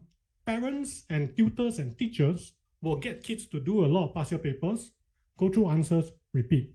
Do past year papers, go through answer, repeat. Okay? All right? Do past year papers, go through answer and repeat. And here's the scary thing. When I interview teachers, right, and I've been interviewing teachers for 11 years, this is the process they use at their tuition center or in their one-on-one classes. Okay? And let me tell you what is the big problem over here. Because when they go through answers, they are only correcting the mistakes. Okay? If you've been paying attention in my Monday webinar, you cannot just correct the mistakes. You correct the misunderstanding. Everybody type and write down in the chat in your notes, correct the misunderstanding. You don't correct the mistakes. Now, what's the difference? On the surface, if like you read very fast and you don't know the distinction between the two, you would think like it's the same one, Jerry. It's not the same. Correct the mistake and correct the misunderstanding is not the same. There are two different things. Mistake, think of it as surface level. Misunderstanding is a very deep level. Okay? And let me use a metaphor. Mistake is like putting a plaster on the wound and waiting for the wound to heal up. Okay? Misunderstanding is how to not repeat the same silly action so that I won't have the wound in the first place. Maybe my walking posture is wrong. Maybe my gait is wrong. Maybe I drag my feet when I walk. That's why I keep falling down. Okay, so if I just put a plaster and put some medicine on my wound, it's going to come back again. So the misunderstanding deals with the problem at a root level. Okay, if this is a small eureka moment for you, type eureka in the chat box. I'm going to get very deep on this. This concept is super, super, super, super important. This is why a lot of people think that English cannot improve on, because you're all correcting mistakes. Teachers all correcting mistakes, tutors all correcting mistakes, maybe the more experienced teachers know to correct misunderstanding. So let me give you one example so you understand what I mean. So this is a very common mistake we see students make. For closed passage, right, they will write something like this. A soft purring reached his ears. His cat was stretched out beside him, very close that it might have been attached to Mikhail like glue. Can you see the problem here? If you can see, type can see, cannot see, type cannot see. Can see, type can see, cannot see, type cannot see. I want to get because I tell you this is a very common mistake that 80% of students cannot see the problem. Okay? The problem is the word very. The correct word should be, what's the correct word? Very good, Mark. Very good. Okay, the correct word should be so. Now, as someone who has been marking a lot of compositions and teaching English for a long time, this is a very common error. So if you can see the error, good for you. But I can tell you a lot of kids cannot see it. So close that. So one of the common misconception or misunderstanding is that the kids always use very close that, very close that. I think it comes from Singlish, and it will appear, so this misunderstanding will manifest itself in closed passage, so you lose marks here. It will manifest itself in composition writing. So composition writing, these are extracted from new students who submit compositions. I was very overwhelmed that, or Jenny's was very miserable that, like students whose English foundation is weak in the first place. So they always write like that, when actually the word very should be changed to so. Okay? Yeah, so if I correct just this in the closed passage, they're like, oh, okay, do corrections. But if I don't go deeper, they're going to make the same mistake in composition writing. So the marks are also affected. So what we need to do is to teach the kid this grammar device. Everybody type grammar device in the chat box. This one is what we call like a grammar device lah, S&T. Yes, correct, grammar device. So we must explain to the kid, so that comes together and it has a purpose. The purpose is to emphasize. Everybody type emphasize in the chat box. The purpose of so that, this grammar device is used as an emphasis function. So whenever you see a sentence like this that want to create emphasis, okay, if you see a blank like this and you think the blank is about emphasizing, answer is probably going to be so that. Wait, look out for the word that. Oh, that's a clue. Yeah, answer is so. Okay, and you'll be surprised. This so that question is tested a lot for closed passage and a lot of people get it wrong. Okay, a lot of people get it wrong. And then we need to explain to the kid, okay, I was so excited that. What's the emphasis over here? I was so excited that I could not sleep at night. Am I emphasizing on the excitement or the sleeping or the night. What am I emphasizing on? I'm emphasizing on the excitement. Correct, Joanne. Okay? So we need to correct the misunderstanding and not just the error only. We got to make sure the kid knows how to use so that. Okay, now train how to use it, correct the misunderstanding. This can be done with S&T assessment books. Okay, S&T assessment book, flip to the chapter on emphasis, you will find lots of exercises. Make sure the kid can write sentences like this. Okay, I want you all to write the last one for me. This one I give it to you already. Write the last sentence in the chat box for me. Especially the students in the audience. This is a very common error.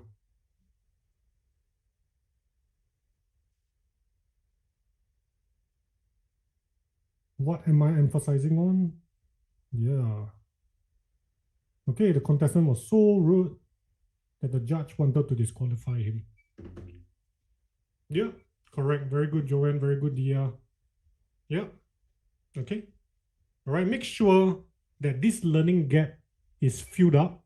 And then from now onwards, this child has salvaged all the marks related to so that. This is a grammar device that is part of the P6 syllabus. Okay, so closed passage, they won't get this wrong. Now in closed passage, he or she can spot, your child can spot emphasis sentence and put in the correct emphasis word. So that is just one of the emphasis device. There's still such that. Next one you want to train your child to use is such that. A lot of people don't know how to use such that as well.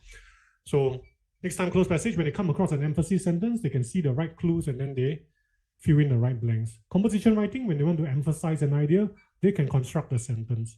And a lot of students, right, when they write compositions, they only know how to use addition sentence. Okay, they only know how to use addition sentence. A lot of times you need to use emphasis sentence. Okay, a lot of times you need to use emphasis sentence. So now composition writing, they got an additional tool that they can use to construct sentences. Now, next one is super important. Everyone pay attention, passive voice. Okay, passive voice. Everybody type passive voice in the chat box. Passive voice, active voice. I guarantee you 90+% of kids get this wrong. Teaching this is hell. This is one of the hardest to teach. Okay, this is one of the hardest chapters to teach, active voice and passive voice. Your child probably struggles with this. All of you here probably struggle with this. If you don't struggle with this, you're pretty good. Okay, if you don't struggle with this, you're pretty good. So what is active voice? Let me teach you very quickly. This is a very big common misunderstanding. That's why I'm using this example. So a lot of people have misunderstandings and misconceptions related to this grammar device, and it affects all the segments in English. Let me show you first. Active voice is like this. The inclement weather caused a delay in our arrival time. The inclement weather is the subject. Everybody type subject in the chat box. The subject is the doer of an action. Everybody type subject equal doer. Doer as in D-O-E-R. Subject equal doer. The inclement weather is the doer. Action is cause. Everybody type action equal cause. All right, there will be an action over here. In this case, the action is the word cause. Everybody type action equals cause. And what's the object? The object is the thing, the person, the item receiving the action. Our arrival time is the object. Okay? Everybody type object equal receiver. Object equals receiver. So subject is doer, object receiver. Our arrival time is receiving the action of a delay. Okay? All right. When it comes to passive voice, what I do is I take the receiver and bring it to the front so that it's now in focus. And I take the doer or the subject and move it to the back. Can you see that I've shifted a delay in our arrival time with caused by the inclement weather? If you can see, type can see. I simply just change the positioning. Okay? Cause change to was cause. All right, can see. Easy. Now this problem, this passive voice concept causes a lot of misunderstanding, and a lot of people can keep doing corrections, but never understanding it because they don't correct the misunderstanding. So let me show you. Passive voice appears in the grammar MCQ, and it's combined with other grammar devices and other grammar rules. So in this case over here, alamak, I show you the answer already. I'm not supposed to flash this out. My Razer mouse too sensitive already. Now, why is the answer number 2 and not number 1? Why is the answer number 2 and not number 1? A spade. A spade. What is that? Yeah, that's a collective noun, Alvin. Very good. Okay, so you must know the term collective noun. If not, you just got it right by luck. If you cannot explain collective noun, then you don't really know it. Okay, a spade shows singular. Yeah, it's a singular collective noun. Okay, so a spate of COVID-19 cases has been detected in the community. Now, this sentence is written in the passive voice form. It's testing people on subject-verb agreement. It's testing people on passive voice form. It's also testing people on collective noun affecting subject-verb agreement rules. Okay, so there's many rules being tested over here, but I want to show you that passive voice is tested in grammar MCQs. Okay, passive voice also tested in synthesis and transformation if your child is very unlucky, because if this question comes out, 90% of the student population will get it wrong. Type the correct answer in your chat box now. Mr. Ravi is instructing the boys not to run along the corridor, so I bring the boys in front. Type in the chat box now. What should the answer be? I'll give you all some time.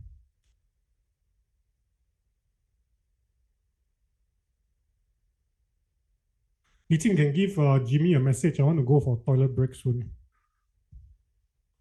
Okay, Mega Halim says the boys were instructed. The boys were instructed. Ne Bazila say the boys are instructed. Boto were instructed, have been instructed. Yeah, all the misunderstandings popping out already. Nobody got it correct so far. Nobody got it correct so far. Okay, one person got it correct so far, but I think the ending not really completed. The boys is being instructed, subject-verb agreement. Okay, all right. So look at the answer. The boys are being instructed not to run along the corridor by Mr. Ravi. Okay, I think almost 90% of the people in this webinar got it wrong. Okay, so you correct your mistake, but we have not corrected the misunderstanding. Okay, so ask yourself now, and imagine you are like learning from the mind of a child. Where is my misunderstanding? Most children are just going to do the corrections and then move on. What is going on? Why is it being? Okay, so what is the misunderstanding? How many of you changed the tense to were instructed? How many of you changed the tense to are instructed? You are not supposed to change the tense. So that's the first misunderstanding. Okay, can you see? Oh yeah, I shouldn't change the tense. Wait a minute, isn't it present tense? Why can't I use present tense? Or maybe it's because I know that this is present continuous tense, is instructing. But passive voice, I don't know how to use passive voice present continuous tense. Is it because you do not know the passive voice form of the phrase is instructing? It is still the same tense, just in different form. Can you see your misunderstanding now? Or is your misunderstanding number 3? That I don't know what's the difference between present tense and present continuous tense. Present continuous tense is instructing, are instructing. There is an is and are connecting, linking verb in front and an ing at the back. So before you say oh and do your corrections, ask yourself, where is my misunderstanding? Is it number 1, number 2, or number 3? Or maybe it's 2 and 3, or maybe it's 1 and 2. Let me know. So when we are all 3, it's fine, it's all 3. I don't expect you all to know, right? Because you are not English teachers. Hey, if you can explain this, I hire you already. Okay. You can explain this, I hire you already.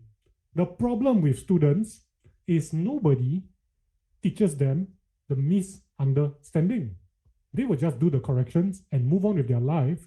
And the next time the same question appears, Mr. Ravi, I change it to Mr. Tan. Boys, I change to girls. Corridor, I change to field. Something like that. And then they get it wrong already. It's run, I change to walk. Something like that. And then they get it wrong again. You understand? Okay? So now, when I correct the misunderstanding, or when you or your child correct the misunderstanding, you must say, hey, we don't change the tense. It is still continuous tense, present continuous tense. Do you know what's present continuous tense? No, I don't know. Then the misunderstanding comes from number 3.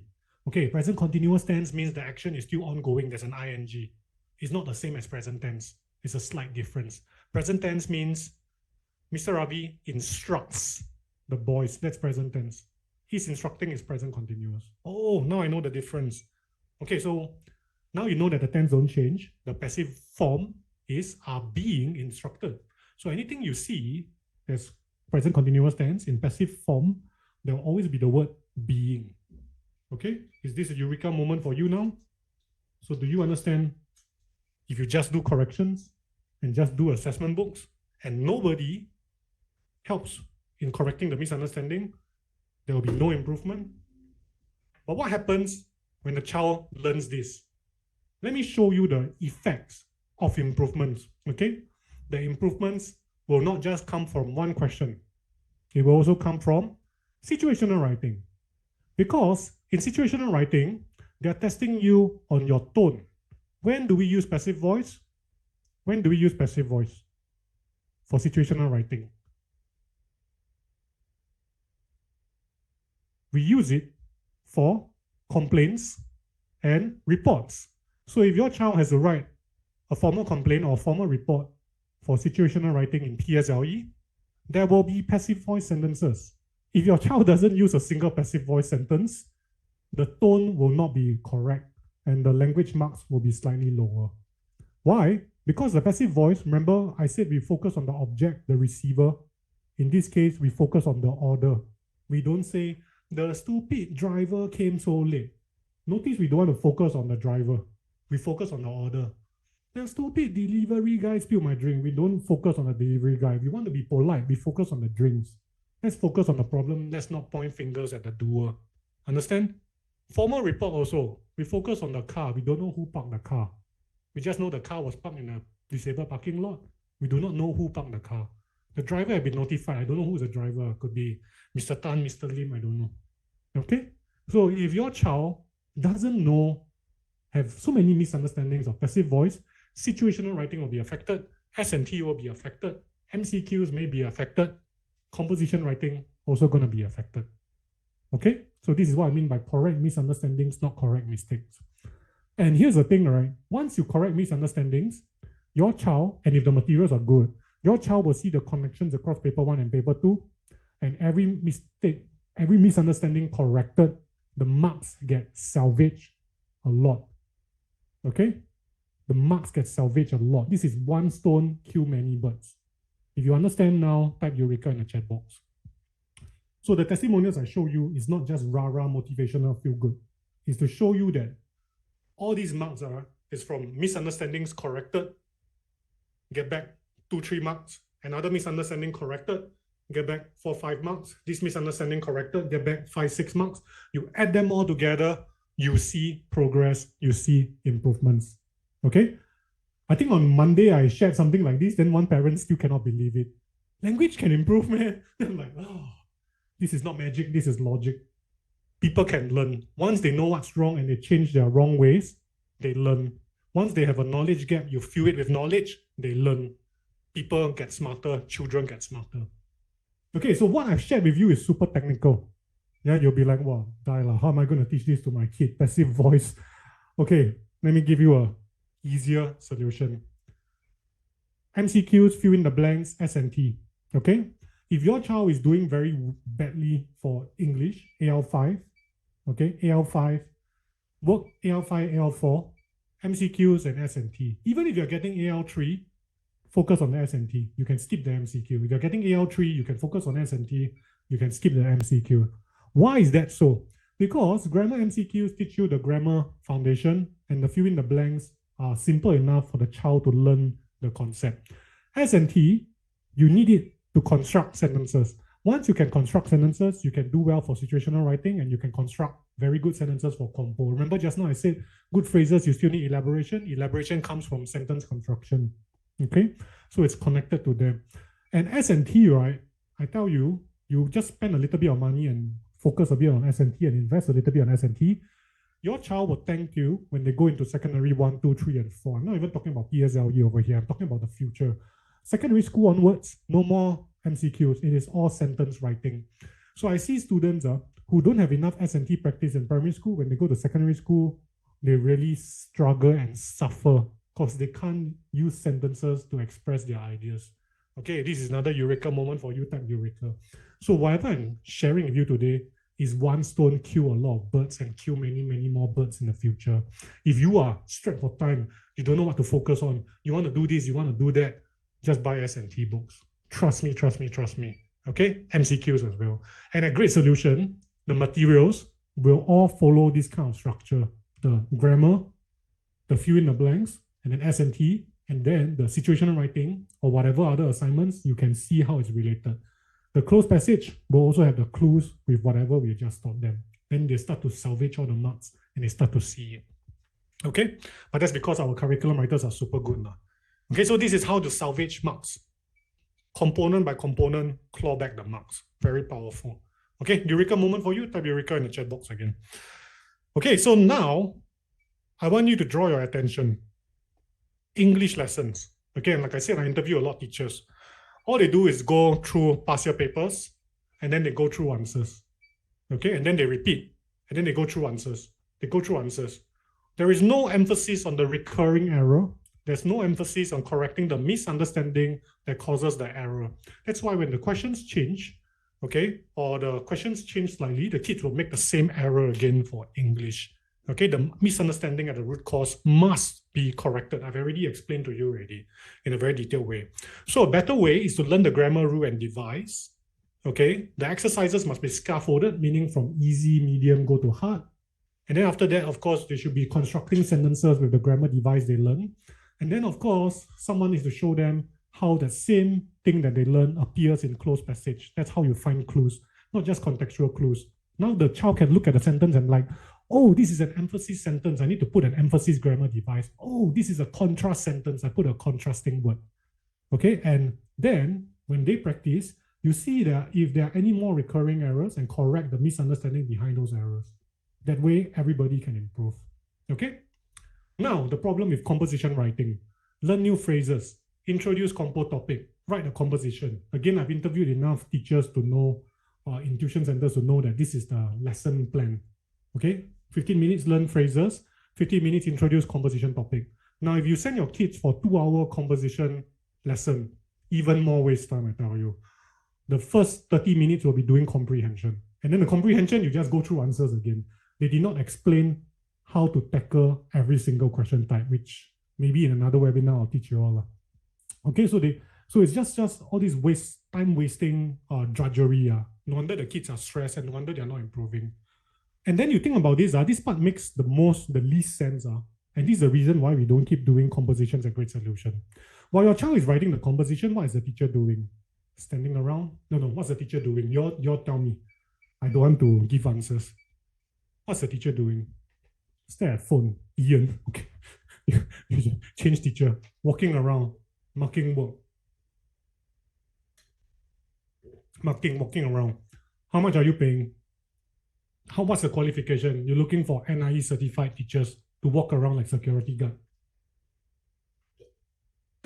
Can you imagine how much a child can learn in 1 hour? Can you imagine how much retrieval and practice can be done? Then it is no surprise that the Great Solution kids who learn the writing summary methods, they do this week after week. They are just going to surpass all the other writers in the class because this is what they're learning. So they're not just learning metaphors. They're learning different ways to write introductions and how to combine all the different ways and create their own style of introductions. They learn how to use good phrases, create own good phrases, and they practice all the applications. So we make sure that no application errors. They're going to focus on sentence structure for effect, high-level sentence structures, and you're going to learn the skills of describing vividly. This is super important because I have a feeling PSLE compo topics are going to be positive. Positive compo topics, you cannot rely on plot, you got to rely on pure description skills. You heard that, PSLE parents? I look into my crystal ball, I think that positive topics, neutral topics, stories with no plot are going to appear more and more for PSLE. And if your child doesn't know all the descriptive skills required, your child's in trouble, okay? But it's not too late. Later I'll offer some solutions. How to build suspense, how to tackle boring compo topics. Last year's compo topic was a long wait. It's a super boring compo, okay? But the awesome thing is we actually had practice of all these boring scenes, and a long wait was one of the scenarios. The kids all know how to use metaphors to describe a long wait, okay? So boring compo topics gonna appear, yeah? So the time to train kids on tackling with boring topics, in the end, you just write one compo only. No wonder kids are not improving. Doesn't make sense. Okay, so what is possible? Check out this boy, 61 jumped to 77 because he learned the concepts behind how to spot clues for closed passage. People jumping by about 10 marks over here, from 70 jump to 88. Okay, this one within a few months, very possible. Okay, just by salvaging and getting rid of all the misunderstandings. This girl, 69, jumped to 81. She's now in secondary 1, still topping her class in English, so it pays off. It's not like you improve in PSLE, then Sec 1 go back to normal. No, she's now topping her class in secondary 1. So it's pretty awesome. So the knowledge once fills up, it gets there. Okay, so let me share with you this story about this girl. This girl is called Shivani. I remember she joined my class with this girl called Ankita. And they were the two cutest students. They were super funny because when they joined the creative writing class and then later on the English class, every time we go through a scenario, they have so many good phrases, you know. They are like a walking thesaurus of good phrases. Every time I like describe this, boom, boom, boom, you see their phrase just keep flying out. Then I'm like, wrong context, wrong intensity, wrong application. Just wrong lah. Immediately wrong. It went on for that 1 month and they were so frustrated, the two girls, Shivani and Ankita. Finally, one day they understood context, and then Ankita, I will never forget it, she used a phrase and it was correct. Then I'm like, hey, correct. It's the first time you got it correct. Ankita screamed in happiness in class. She was literally over the moon, euphoric, cloud 9. Like I said, children don't have intensity level of emotions for children is 0 and 10. So she went all 10 and then she started screaming, yes, bam, she banged her table. Yes, I did it. Finally, I got it correct. I wanted to laugh because normally these two girls are model students. So you see the way she react. Yes. And from that moment, right, the breakthroughs started coming. Ankita from low 20s went to 30 plus, went to 35, went to 36. By prelims, she came up to me, Mr. Jerry, I got 39 upon 40. Shivani, the same thing as well. From low 20s, get to 30 plus. By PSLE, she got AL1. You know what's the crazy thing? The brother is now in my class. When the brother came in, also the same thing. All the phrases used in the wrong context. Now the brother getting 35. Before that, he wasn't getting 30. I marked his composition, I want to give him 24. Okay, now it's definitely around the 30 plus mark range. Not only Ankita, this lady called Sharon, the first daughter came in within 3 months, jumped to 30 plus from low 20s. The second daughter, who joined a few years later, got even better, 37.5 upon 40. And it's not just the phrases, the content of the writing is very different. So the topic was losing something precious. It's a PSLE topic. So the children will write about lose wallet, lose handphone.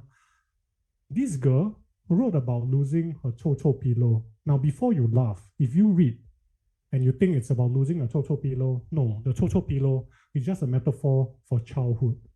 So she's writing about how she couldn't throw away her cho-cho pillow because she doesn't want to let go of her childhood. High level, right? If it's high level, type wow in the chat box. P6, writing like literature kid. So the cho-cho pillow, you laugh, and then towards the end, you realize it's not a cho-cho pillow, it's a childhood. It's a metaphor, a representation of childhood. Okay, the kids can do all this one. All right, and this boy on the top right is a Korean boy. Yeah, so before you think like, oh, cannot improve in language. This boy, the mom, I remember the mom doesn't speak English. So the boy is always translating to the mom for me. Okay, he wrote a model compo about quitting a bad habit. So he wrote about quitting smoking or something. And he started topping his class in composition writing. PSLE got 272, went into ACSI, and then, you know, he came back and wrote a testimonial to thank me. Okay, so it is possible. If this kid, English is not his first language, can be done one. Understand? If it's Eureka for you, type Eureka in the chat box. It can be done. Okay, so don't lose hope. You can fill up your knowledge gaps. You can salvage marks. Okay, tell me, what are the very important things you have learned today? Be very specific. What are the very important things you learned today? Be very specific. We must correct misunderstanding, not mistake. These two are different things. Okay? Application and retrieval is super important. Application can be complicated. Retrieval is something we don't even practice at all. Okay? All right. Some more. The wizard example I showed you, that one was very important. Now, do you understand why the Great Solution students don't need to memorize? Why the people in the all-in-one Eureka program or writing summary methods, they don't memorize? Yeah, because they know better strategies. Once your brain frees itself from memorizing, you can do a lot of things. You can write about cho-cho pillows as a representation of childhood. Yeah, it's very different. Okay, it's very different. Now, I mentioned a lot about the all-in-one Eureka program. Is it all right if I take the next 10 to 15 minutes to share more about this all-in-one Eureka program? If you're okay with it, type okay in the chat box. Thank you. Okay, all right. Okay, so this all-in-one Eureka program is not for everybody. If your child is too stressed, I strongly encourage you to let your child do some sports or do more exercise instead of studying all the time. However, if you look at my lessons, do you feel stressed in my lessons or do you find it quite funny? If it's funny, type funny in the chat box. Okay, I don't think you're feeling stressed now, all right? And honestly speaking, if you look at the testimonials for Great Solution Learning Center, the word that appears a lot is fun, funny. Not just my classes, all the other teachers' classes as well. Now, if you and your child are already satisfied the results, AL1, AL2, then you don't need to join. Give the space to someone who needs it more. But if, let's say, you think your AL1 and AL2 is not very consistent or very weak, then feel free to join the class, okay? Depends on how confident you are. I know some people, they get AL1, AL2, but they don't feel confident in maintaining it because it's very difficult, okay? So if you feel that way, you can consider our courses. Please don't give up hope on your child, especially the P6 parents. Even though in the last minute, you can still salvage marks. Yeah, you can still salvage 5 marks, 3 marks, 4 marks. And that could be the difference between the dream school and your second choice. Don't believe me? Go and ask all the PSLE parents who went through PSLE before. A lot of them get into their school, get into their stream by 1 or 2 marks only. I got into my secondary school by 1 mark only. And because of that 1 mark, I met Mr. Jimmy. And because I met Mr. Jimmy, we created Great Solution Learning Center when we became adults. And because of that 1 mark, I'm over here, standing here. I'm standing over here today, talking to you all today. And because of that 1 mark, we got 2,000 enrollments learning under the all-in-one Eureka program. Okay? If you believe it's crucial for your child to start early, all the forward-thinking parents, I'm talking about you, okay? Please do take action. You will never regret it, okay? We got P3 students this year already getting full marks already. Not just one, many P3, P4 students, 20 upon 20. Can you imagine when they go to P5, P6? Writing is a piece of cake for them already. If you believe your child has the potential to do better, a lot of you said potential at the start of the webinar. Okay, this course is for you. If you believe in providing more opportunities for your child, I think as a parent myself, we work so hard, we make all this money. All of it is just to give our child more opportunities, more experiences, more avenues to learn. Okay, if we don't give the opportunity, how is our children going to learn? Okay, so the parent must be the one providing the opportunities. If you believe that, also, this course is for you.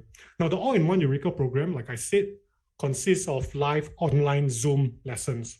Okay, but we don't just do Zoom lessons. So the Zoom lessons are very engaging, very interactive. We control the chat box to make sure there's no spam, and all the kids will learn the concepts as well.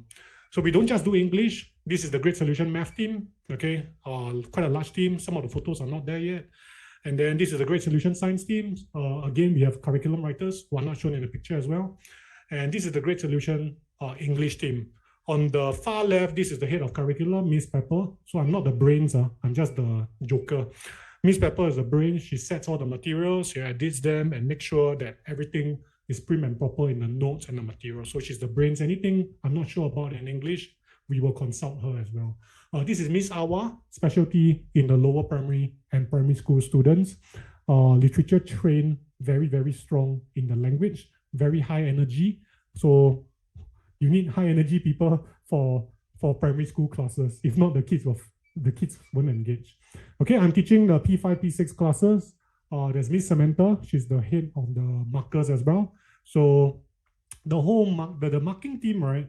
They have morphed into a whole different beast. Later I show you how they mark. They mark even better than I can mark. Yeah, so it's all under Miss Samantha, and they are doing a fantastic job. Our working is actually world renowned. This is Miss Jen. She actually joined us, and we consult her on how to train teachers also. So she provides a training for teachers. This is Miss Diana, and the awesome thing about online learning is that talented people like Miss Diana, ex-NIE teacher, can continue teaching and practicing her craft even though she's living in Paris. So she's a Singaporean living in Paris, teaching our students here in Singapore. So that's the awesome thing about online learning. You can grab talented teachers from around the world. Oh yeah, we have teachers in Italy also. Like all the Singaporean teachers don't know what they're doing in Italy. They're creating materials for us also, all the ex-NIE teachers. So how do we teach creative writing and great solution learning center? Create own good phrases, attention, grabbing intros, how to end with impact. This one is the real money maker. Effective use of vocab. This one we need to train, because all the Shivanis and Ankitas who come in and use vocab out of context, this one need to train on. Okay, describing climax, how to add a twist. Yeah, if you look at our great solution model compos, almost all of them have twists in your story. This is the one that bring the content marks to 19 upon 20. Okay, this is a secret strategy. Skill-based writing assignments. So we don't just ask kids to do compo tests. After, if my focus is on metaphors and application of metaphors, the assignments will be about application of metaphors. If let's say we are teaching introductions, the assignments, we will get them to come up with introductions for different scenarios. You notice we are just training retrieval and application process. If let's say we're going to talk about descriptive skills, which I think is going to be super important for PSLE, the skill-based writing assignments will come up with all the typical PSLE scenarios for them to describe. P6 parents, do you hear what I said? For this whole month, we are preparing the kids for PSLE. We are training them to describe all the common PSLE scenarios. Which one can practice more? Writing compos or practice writing on scenarios? Of course, scenarios. I can do a lot of scenarios, but compo, 1 hour, only can do one. Okay, and I can teach a lot of things describing scenarios. This part is super important. So before you think, too last minute, cannot improve, I urge you to think twice, because I think we spotted all the common scenes that always appear for PSLE compo topics. So your child in 4 lessons will be more prepared for PSLE. How do we teach English? There are strategies and skills for comprehension open-ended that can be learned. I don't have time to go through it with you today, but there are specific exam smart skills. Closed passage, the clues to spot are all similar. After a while, it's all the same clues. You just need to know which clues to spot and then practice, and then they know how to spot the clues. S&T, we need to fill up knowledge gaps. We need to clear misunderstanding. Situational writing, a lot of people always get the tone wrong. It's not so simple like formal, informal. It is more nuanced than that. And then vocab. A lot of people can't do vocab. There's actually a simple strategy to do vocab as well. So we'll teach all this stuff as well. And all the assignments are structured and scaffolded. It's not just past year papers. Okay, every assignment has a purpose. It follows a certain kind of flow. So you don't just join us and get lessons, you get 24/7 homework help. So anytime you do your own assignments, your own exercises, and you're not sure, take a photo, send it to us. The homework helper will help you to explain. Passive voice, don't know how to explain to your kid, take a photo, give the homework helper, they will explain passive voice to your child. If not, you explain the wrong thing. Okay, yeah. Okay, next one, detailed marking of assignments. How detailed? This ex-MOE teacher saw how we mark and said, this is very amazing. Okay, she was very inspired by our marking, and then she compared it in the school. This parent went for many different tuition centers, saw our marking and like, this is exactly what I want. And this parent say, I like your marking style, how I wish I signed on earlier. This is the most common testimonial. We wish we signed on earlier, we wish we signed on earlier. So this is how we mark. All right, we don't just underline and write SP, T, and we don't just underline and write SP and T. we actually provide suggestions over here. Okay, if the kid is high level, we ask more guiding questions. If the kid requires more spoon feeding, we will spoon feed a little bit more. So the marking team can tell the standard based on the writing and cater the comments in a very personalized fashion. This is not template, this is personalized. Okay, if this is detailed enough for you, type wow in the chat box. Yeah, add more descriptions. Why don't you describe this like that? Tender streams, blah, blah, blah, aroma. Why don't you add in more over here? Okay, yeah. Hey, why don't we use a metaphor over here? Compare the match to a soldier. Yeah, and other than that, all overall comments on how to improve. Okay, explanations, very, very detailed. Different from school marking, with different type, different in the chat box.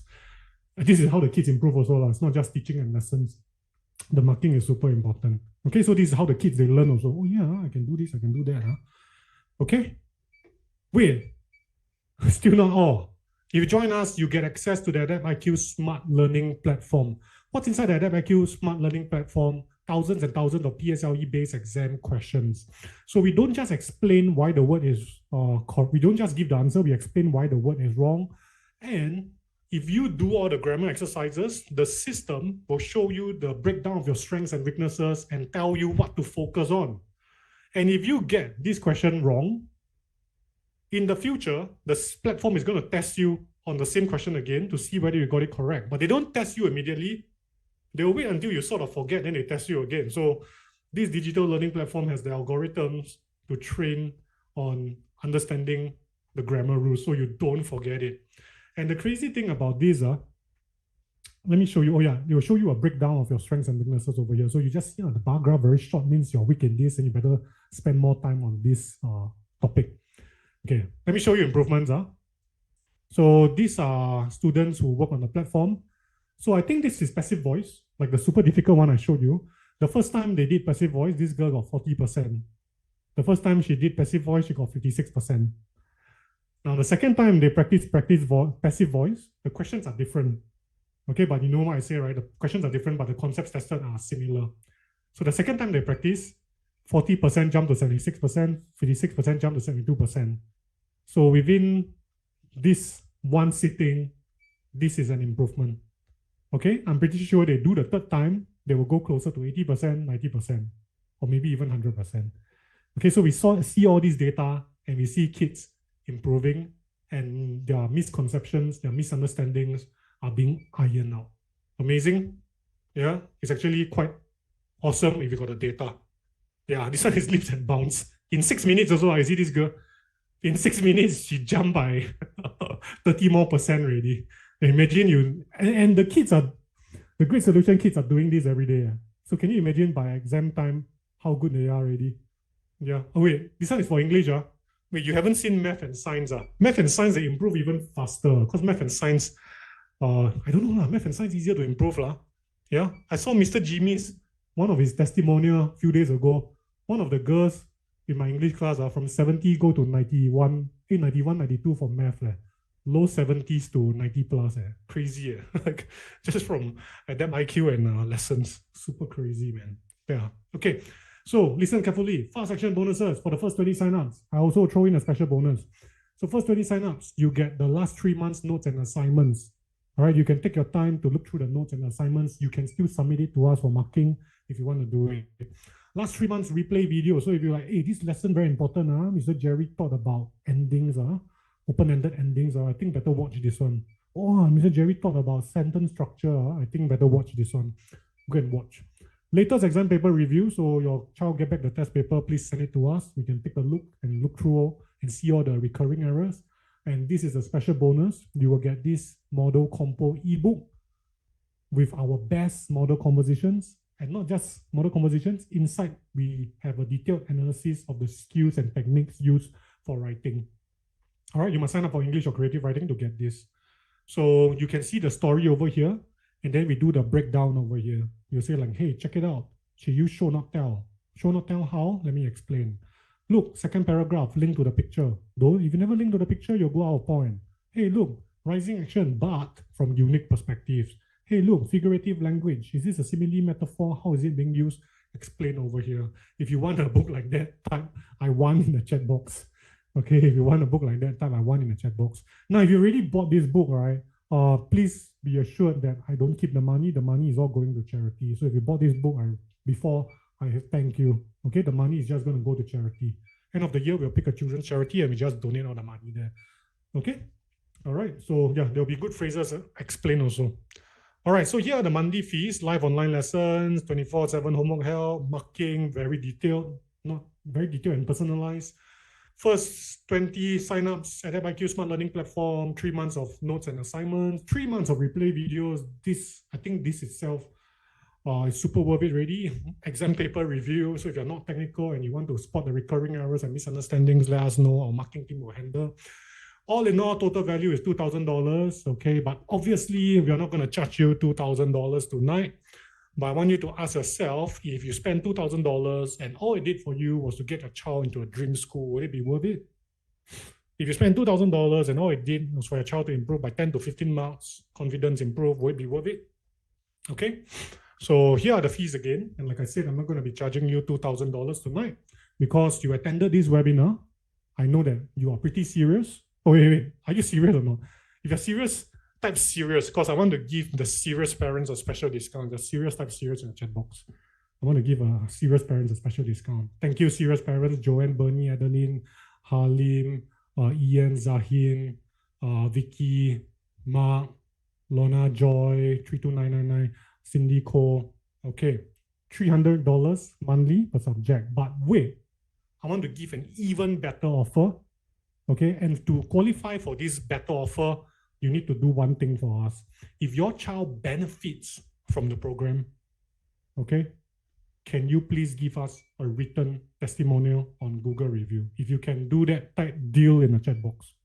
If you can do that, type deal in the chat box. Yeah, not one sentence, one paragraph. Must use all the essay techniques I taught your child. I'm kidding lah.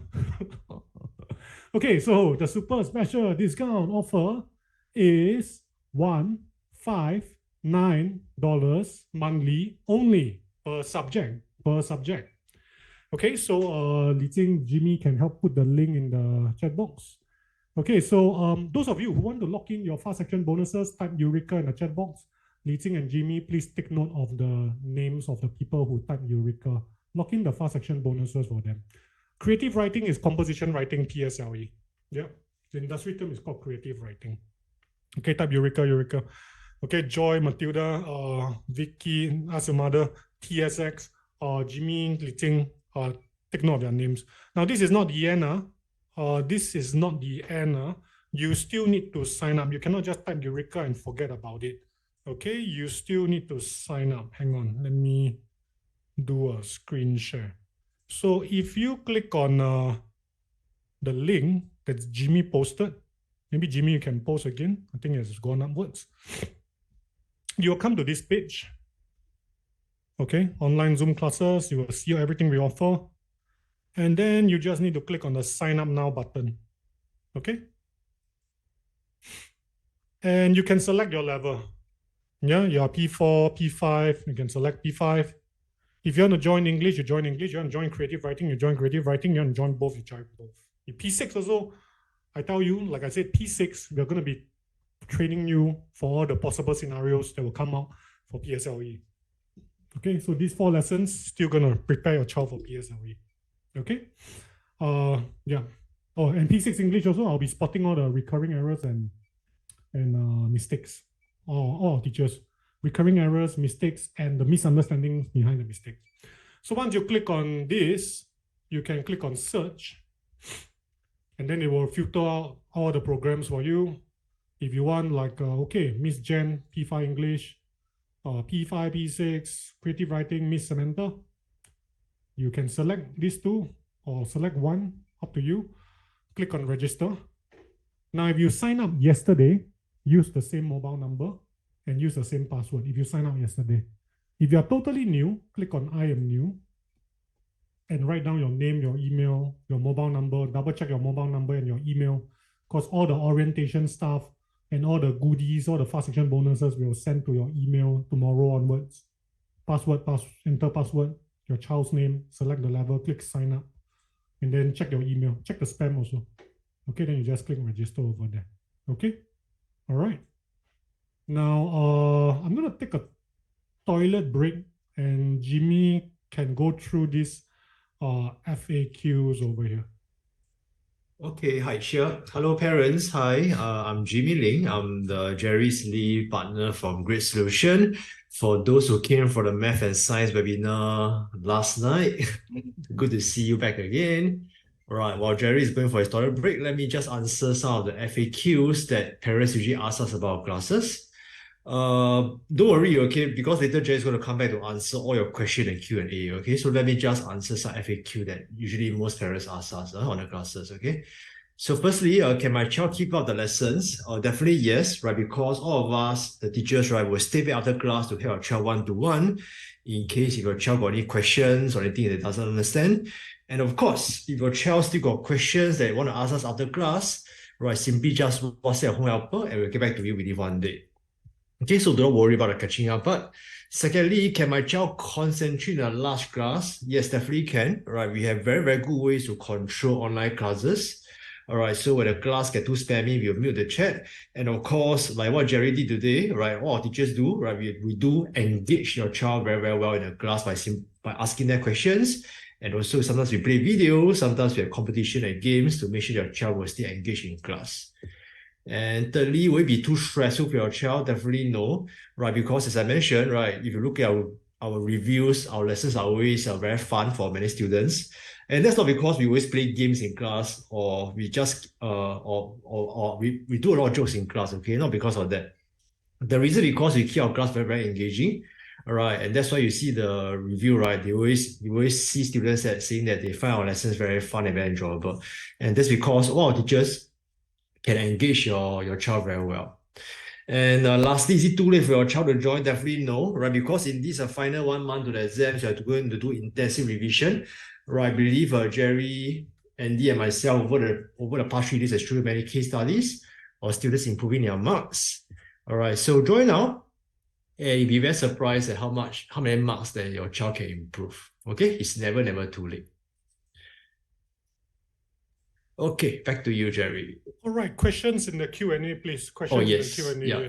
Jerry's going to answer your question Q&A now. But before we go through the questions, Li Jing, drum roll. Who's the winner?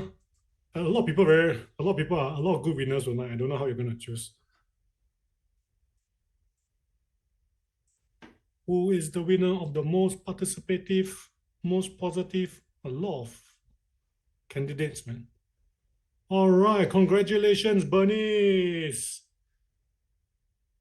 So please please WhatsApp us your details, your email. We will add the courses to your account and then we will give you the details. Okay?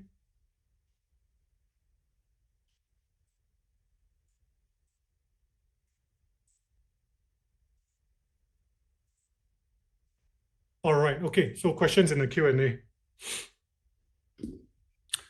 Candy says, my child bought the pre-recorded video. But my child still struggle with the S&T section. Do your child do the practices and do the assignments? Maybe some kids, right? Now, I want you to maybe consider, Candy, I think your child may be one of those that need someone to, to put it crudely, a little bit of scolding and a little bit of wake up. Some kids need someone to like, oi, why are you doing this? Sometimes they need the engagement and the interaction, and they need a coach to be yelling at them from the sidelines, then they can perform. So maybe I suspect your kid is one of those.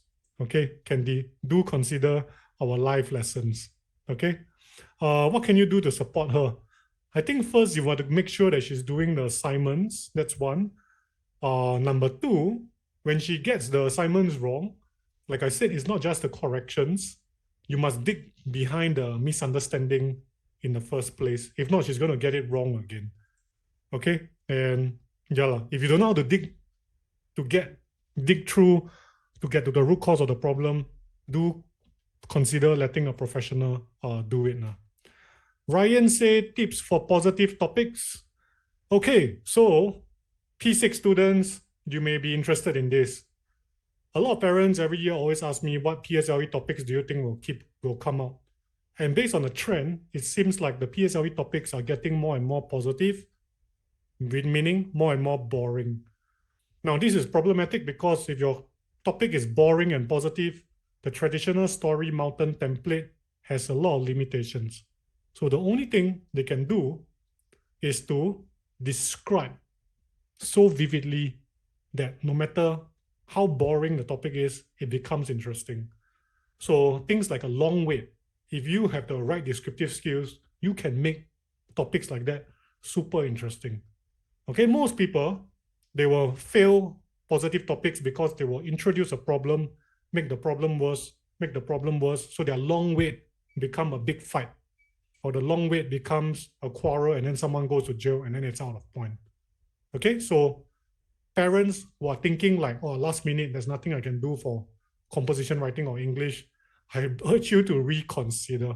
This whole month, I'm just going to be preparing the PSLE kids for positive topics and how to describe. And we will practice all the common scenarios. Okay, parents? This one is super important. Don't say I didn't warn you. Okay, and I'm offering you a solution. Okay, if let's say a positive topic does come up for PSLE, don't say I didn't warn you. I've repeated this 1,000 times, like chicken little already. Okay, all right. Vicky is asking, can we make our own idioms? No, sorry. Idioms, you cannot create your own. Idioms, you need to memorize. But similes and metaphors and personification, you can create your own ones. Okay? Wait, just a quick check. Jimmy, how many fast action bonuses left? Okay, let me check. Only left with 5 more. Okay, I'm going to extend the fast action bonuses to 10 more. All right, and after that, no more already. It's not going to be like Monday where I keep extending like Santa Claus. All right, so 15 more, and then that's it. If it's not claimed by midnight, it's gone. Those wizardy stuff, will they be taught in the intensive course? Yes, Mark, but I will teach the simpler one. I'll teach similes, because in the intensive course, right, only one day will be set aside for compo writing, and there's a lot of other stuff I need to cover other than the metaphor stuff. All right, so I'll teach a simpler one. I'll teach similes. That one can be taught in one day. All right, tonight you mostly focus on compo. What about tips to improve paper 2 comprehension? Sorry, that one is super technical, and that one I need a totally different webinar. But if your child joined the intensive course, don't worry, I'll be covering very, very extensively on comprehension on the first day, like those PSLE parents. Day one, I'll be focusing very strongly on comprehension, and then I will reinforce again on day 3. That's how much I will focus on it. Comprehension is very technical. Okay, so that one that one you can join the intensive course, and I'll be covering that. Later when you see the notes, you understand what I mean. One webinar won't do any justice one. Yeah. Okay, Joe Rock is asking, in S&T, when do we need to change a tense? The only time we need to change a tense is for reported speech.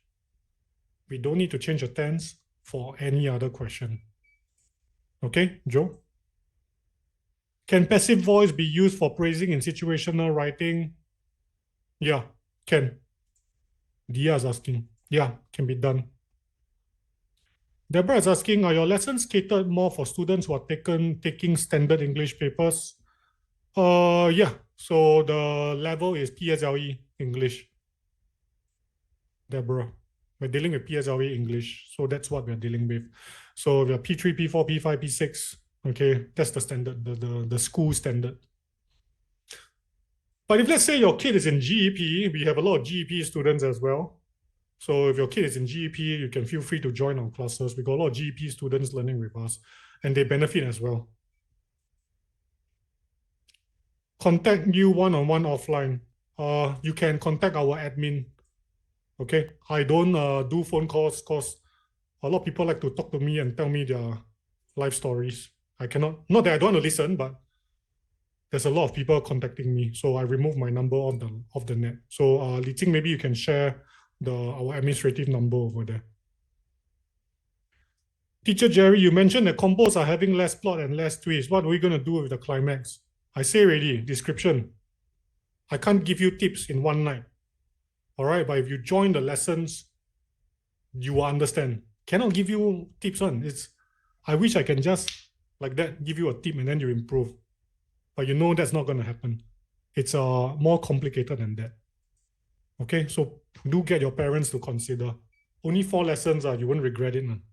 Okay, intensive course also. Get your parents to consider. You won't regret it. Jess is asking, as a PSLE parent, can we sign up for this program for 1 month only? Yes, Jess, you can do that. And I also encourage you to join the intensive course as well. So you can do both. If you got time to do both, that will be better. We can salvage even more marks. Okay, trust me, take my word for it. Once you see the PSLE intensive course materials plus the lesson come in, you will be shocked by how many marks your kids have salvaged in 3 days. Does the all-in-one program contain all subjects? No lah. 159 is per subject. So English is 1 subject, creative writing is 1 subject, math 1 subject, science 1 subject. Each session is about 1.5 hour long, Joanne.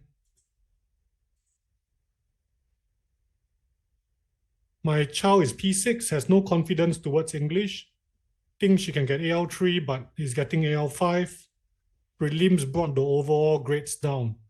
Now this one, do take note. Best way to help her, better make sure she don't fall sick, Joanne. Every year, we have students who get stressed and then last minute fall sick and then they take the prelim marks. That one is another horror story. Okay, students who can get AL3, AL1, they fall sick and then they just take the prelim marks. So make sure your child don't fall sick. Okay, what's the best way to help her? Firstly, like I said, spot all the recurring errors, correct all the misunderstanding behind the recurring errors, salvage all the marks. It is that simple. If you don't know how to find the misunderstanding, if you don't know how to find the recurring errors, just pass them to us. We will do it for you. In 4 lessons, you can find out. In 4 lessons, we can accomplish a lot of things. And also, if you're in P6, do consider the PSLE intensive course. I think, Jimmy, you may want to share the PSLE intensive course and put a tagline like P6 PSLE intensive course over there and put the link over there so the P6 parents can consider both. Okay, these kind of things don't like worry and try to scream and save too much. Because if you think about it, 4 years, your child spent 4 years of the time. You can earn back money, but you cannot get back time. Yeah. So like this is one thing I urge parents to consider. Yeah. 4 years is a long time. If you go to a school where it's not suitable, or you go to a stream that's not suitable, the loss of confidence may affect them for a lifetime. So don't play with all this streaming stuff. Okay. Will we get the bonus if you sign up during last night's webinar? Yes, Rebecca, you will get it. But please do give us an email. All right. Give us an email, contact the admin, and let us know your mobile number and your email address so we can track you down. Understand, Rebecca? Okay, what are the concepts tested in the digital learning platform? Okay, Cynthia is asking, very good question. All the grammar components, all the must-know grammar components tested. Synthesis and transformation, although they won't be able to type out the answers, the synthesis and transformation are displayed in an MCQ format. Okay, you can get it correct very good already because all the answers, we purposely make it very close together. Vocab is also tested in the digital learning platform, and composition writing also in the digital learning platform. So all the so-called good phrases, all the stuff I talk about, context, intensity, all that, right? We also teach in the digital learning platform. So the digital learning platform's materials you cannot find in any assessment book. The curriculum writers poured blood, sweat, and tears into it, Cynthia. So that's a good question. Is creative writing the same as PSLE compo? Yes, TSX, I said yes already. You may have missed out. Or maybe I talked too fast. Is this more applicable for P4 to P5? all these are applicable. Okay, by the way, we teach P3, P4 creative writing, P5, P6 creative writing, CH. So if your child is in P3, P4, P5, we got classes for them. It's applicable to all of them. Does the regular classes teach compositions? No, Sui, do take note. English class, we only cover English, situational writing, and paper 2 components. Creative writing class, we cover composition. The classes have to be separate because there's a lot of things to cover, and composition writing is a big fat 40 marks. But that's a good thing because it's very easy to improve, and once the kids improve, you see the overall marks jump by a few ALs.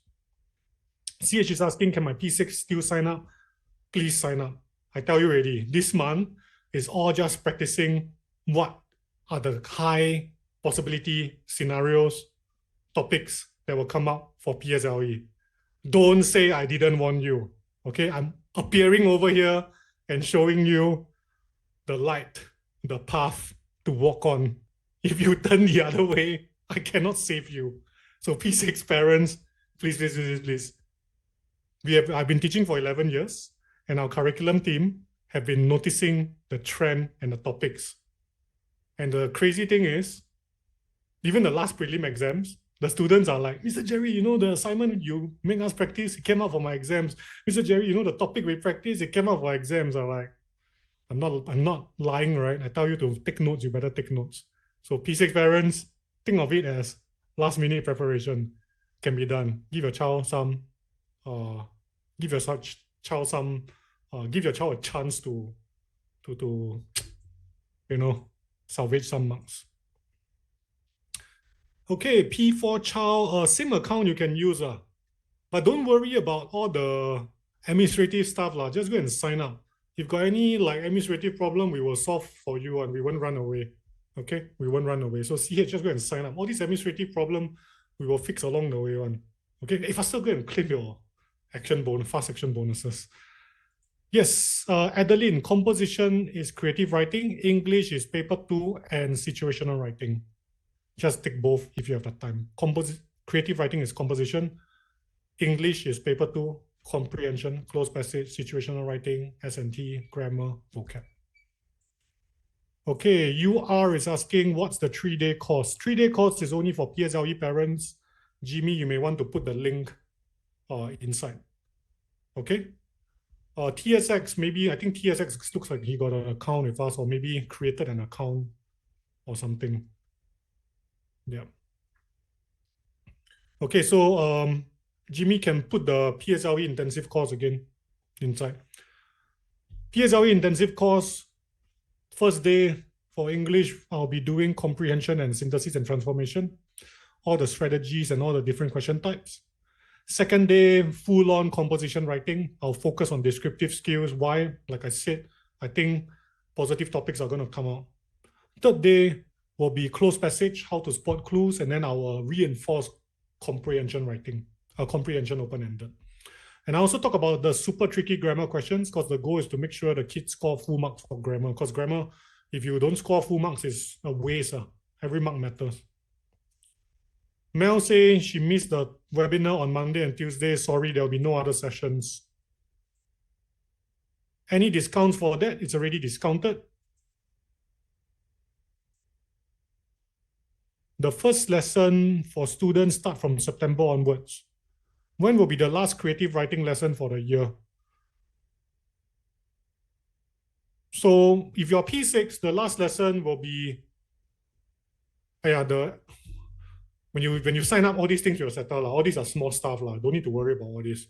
So the last lesson will be I think, just before PSLE. What was the last lesson again? I cannot remember. But it's not important. So if you're P6, just sign up. Don't worry about the last lesson. I calculated there are 4 lessons. Okay, so if you're not a P6 student, the lessons will continue. So if you're P5 or you're P3 or you're P4, the lessons will continue. The P6 will leave. The P5s is you stay behind. Your exams coming in October. We'll prepare you for the October exams. Okay, Cynthia?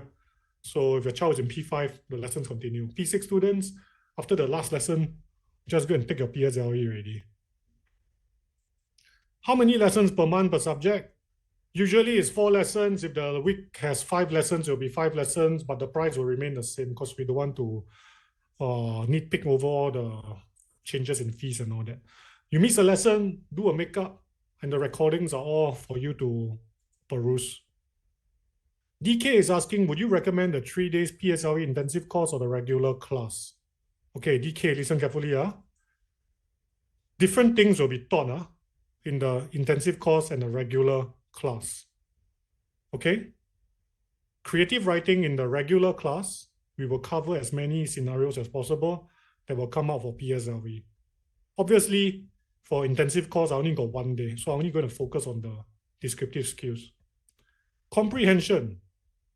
If you think your child can master everything in 1 day, then you can join the 3-day intensive course. But if you think your child need a little bit more retrieval and application, I strongly recommend take the 3 days intensive course plus the 4 lessons. That's it. After that, you can play like crazy. But trust me, 3 lessons, 3 days plus 4 days, 4 lessons, that's 7 days. 7 days, I guarantee you, we are going to salvage at least 10 marks for PSLE. Okay, DK? Yeah? The one passive voice already saved maybe about 2, 3, 4 marks already. I just need a few more. And there's more. It's not just passive voice. There's still word form. Word form of kids always lose a lot of marks. Okay? Even vocab in context, they are all doing it wrongly. All right. Okay, just think of it as the 3-day intensive course, I will focus on the exam smarts. The 4 days, I got more time to catch recurring errors. Yeah? Okay, so it's not a either or choice. Every year, the last minute P6 parents, they just take both. It's not an either or choice. The more time we have with your child, the more recurring as mistakes we're going to spot. I think this is just basic logic. I spend 3 days with your kid versus I spend 7 days with your kid. How many, you tell me which one I will spot more mistakes? Okay, 3 days, 7 days, 7 days. Okay, what's the difference? JD is asking, what's the difference between the crash courses and the pre-recorded courses and the live all-in-one Eureka program? Okay, so the all-in-one Eureka program, you get access to the Adapt IQ platform. The crash courses, you don't have access to Adapt IQ platform. All-in-one Eureka program, you got a homework helper. Crash courses, you don't have homework helper. Okay? Now, sometimes the difference between live classes and pre-recorded classes is this. If your child is super disciplined, okay, pre-recorded courses may work. But like I think Candy and a lot of other parents with kids like Candy, sometimes they need someone telling them and asking them the guiding questions on the spot and guiding them to the understanding, just like what I've done with you today. Okay?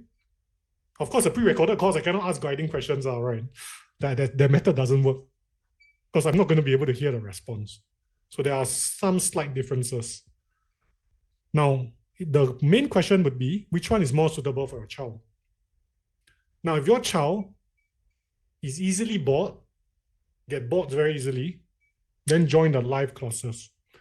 But if your child is super disciplined, and I got students like that, pre-recorded courses may be good enough. Okay? If you're not sure, pick the live one. What are some examples of the topics, theme, and titles that are positive? Let me tell you what came out from the past few years. A celebration.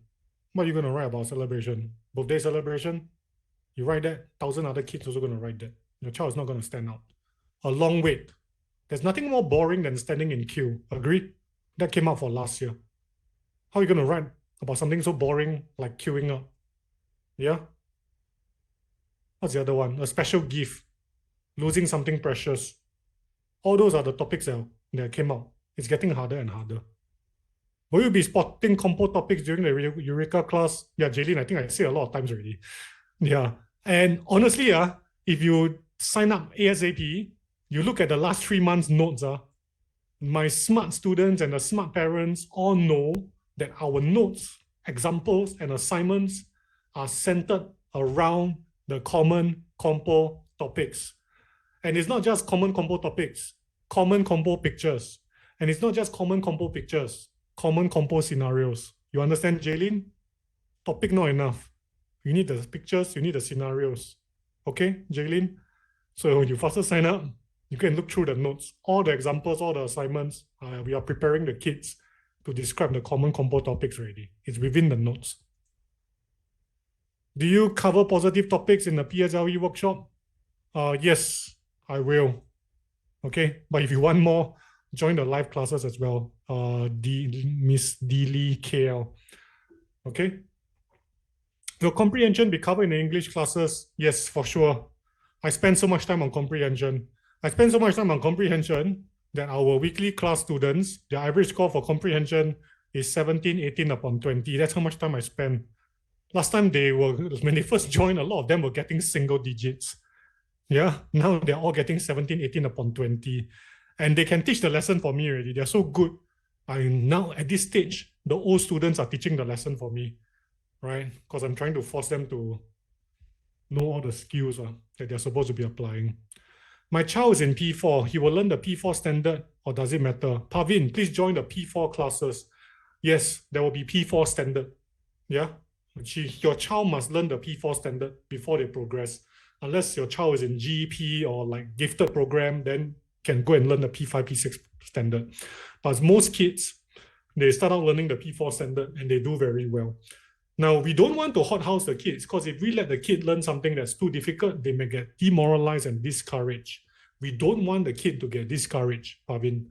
We want the kid to have some small wins and some small success.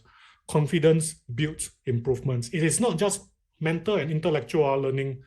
A lot of emotions are tied to learning as well. So when a child is feeling good and confident, they learn better. Yeah. So Pavin, join the P3, P4 CW class. You won't be covering foundation English format for writing. No, I won't be covering foundation English format for writing. If your child is in foundation English, then I would urge you to just join the English classes because the grammar rules and all that stuff, right? The grammar rules and S&T and compo skills, right, are still applicable for foundation English. Composition will not be covered in English tuition. Composition will be covered in creative writing tuition. English classes will focus on paper 2 and situational writing. Will the price be 159 if I sign up other subjects in the future? Bazilla, in the future, the prices may increase. What are some examples of positive topics besides a long wait? I think I mentioned that already. I think I explained that already, Mark. If you need to change time later on, yes, you can change time. Or if the kids miss the class, you can watch the pre-recorded videos or join another makeup class within the week itself. So don't worry. Or you want to change times, let the admin know. And when your child joins the makeup class, please get your child to let the teacher know to prevent any confusion. Do take note that when you do makeup classes, there may be a difference in pacing because certain classes go slower, certain classes go faster. We all try to follow the same lesson plan, but because it's humans doing the work, there's going to be some small discrepancies, okay? And again, you can always catch the pre-recorded lessons. How do we know what will be covered in the coming regular classes before signing up? Okay, sweet. I say already, in the upcoming classes for creative writing, I'm going to focus on descriptive skills, sentence structure, and everything your child needs to know for PSLE. I already selected for you. You don't need to worry. Okay? The team has already selected for you. For English, we're going to do comprehension, synthesis, grammar MCQ, and closed passage. We're going to be focusing on the problematic ones. We'll touch on visual text as well, but visual text don't need to spend that much time. Situational writing, we also will touch on it. But basically, we'll cover all the stuff you need to cover for PSLE. Do you do June intensive for PSLE Kids 2024 shares? Yes, we do for June. But if you can sign up early, right, shares, do sign up early. You know what happens from our experience? Parents will wait and wait and wait and wait. And then after that, June, the kid falls sick or touch wood, need to go on holiday or touch wood, school organize something, and then they will miss it. And then September, they want to join, the school has remedial, and then they miss it again. So you got a chance to join, just join. Especially if it's English, if you're like deciding what to sign up first, sign up for English. Okay, because the English content, once you learn the English rules, you can start applying it in P5 already. Okay, shares. Class timing for P5, or it's in the system, please go and just go through the same process again. Click the sign up now button. Okay, put P5, put English and creative writing, click on search, and then look at all the timings over here. All 4 lessons taught by you. Nope, we have a lot of teachers. Like I said, we got 2,000 monthly enrollments across all the subjects, all the affiliated brands. So I can't be a one-man show. I only teach a few lessons. Yeah. So don't think I'm the only teacher. In fact, there are a lot of teachers better than me. All right. Miss Diana is NIE trained. She has about 10, 11 years of experience. Miss Jen, she has about 6 years of experience. Miss Samantha also about 6 years of experience. And like I said, the crazy detailed marking, she and her team are the ones behind it. There's Miss Awa, super high energy, clicks very well with the primary school kids, even better than me. Okay. Miss Pepper, did I introduce Miss Pepper? Miss Pepper is the brains. Her technical English is way higher than me. Okay, I'm just here to tell jokes. Is there any makeup class if the kid cannot attend the class? Makeup in one of the other teachers' classes or makeup from any of the classes. If you miss all the makeup classes, then you watch the pre-recorded, you watch the recorded videos because the class recordings will still be available to you. Okay, so don't worry about the classes. Lessons every week. Yes, Lee, lessons every week. If missed lessons, must the makeup be within the same week? Yes, must be within the same week because next week, whole different round of lessons. Okay. All right, quick check. How many fast section bonuses left, Jimmy? Okay, there's only left with 3 more already. Only last 3. Okay, I'm gonna be super nice. Don't tell other parents. Because I saw some of them left. A few of you stay back. I'm gonna increase by last 5 bonuses. Sorry, Li Jing, got to make you work a lot sending out bonuses. 5 more, so total 8 more. Unclaimed by 12 midnight. That's it. Is the content the same for the courses, the delivery, and the interaction? No. PSLE intensive course content is not the same as the weekly course content. Pre-recorded course content is not the same as the live content. It's different.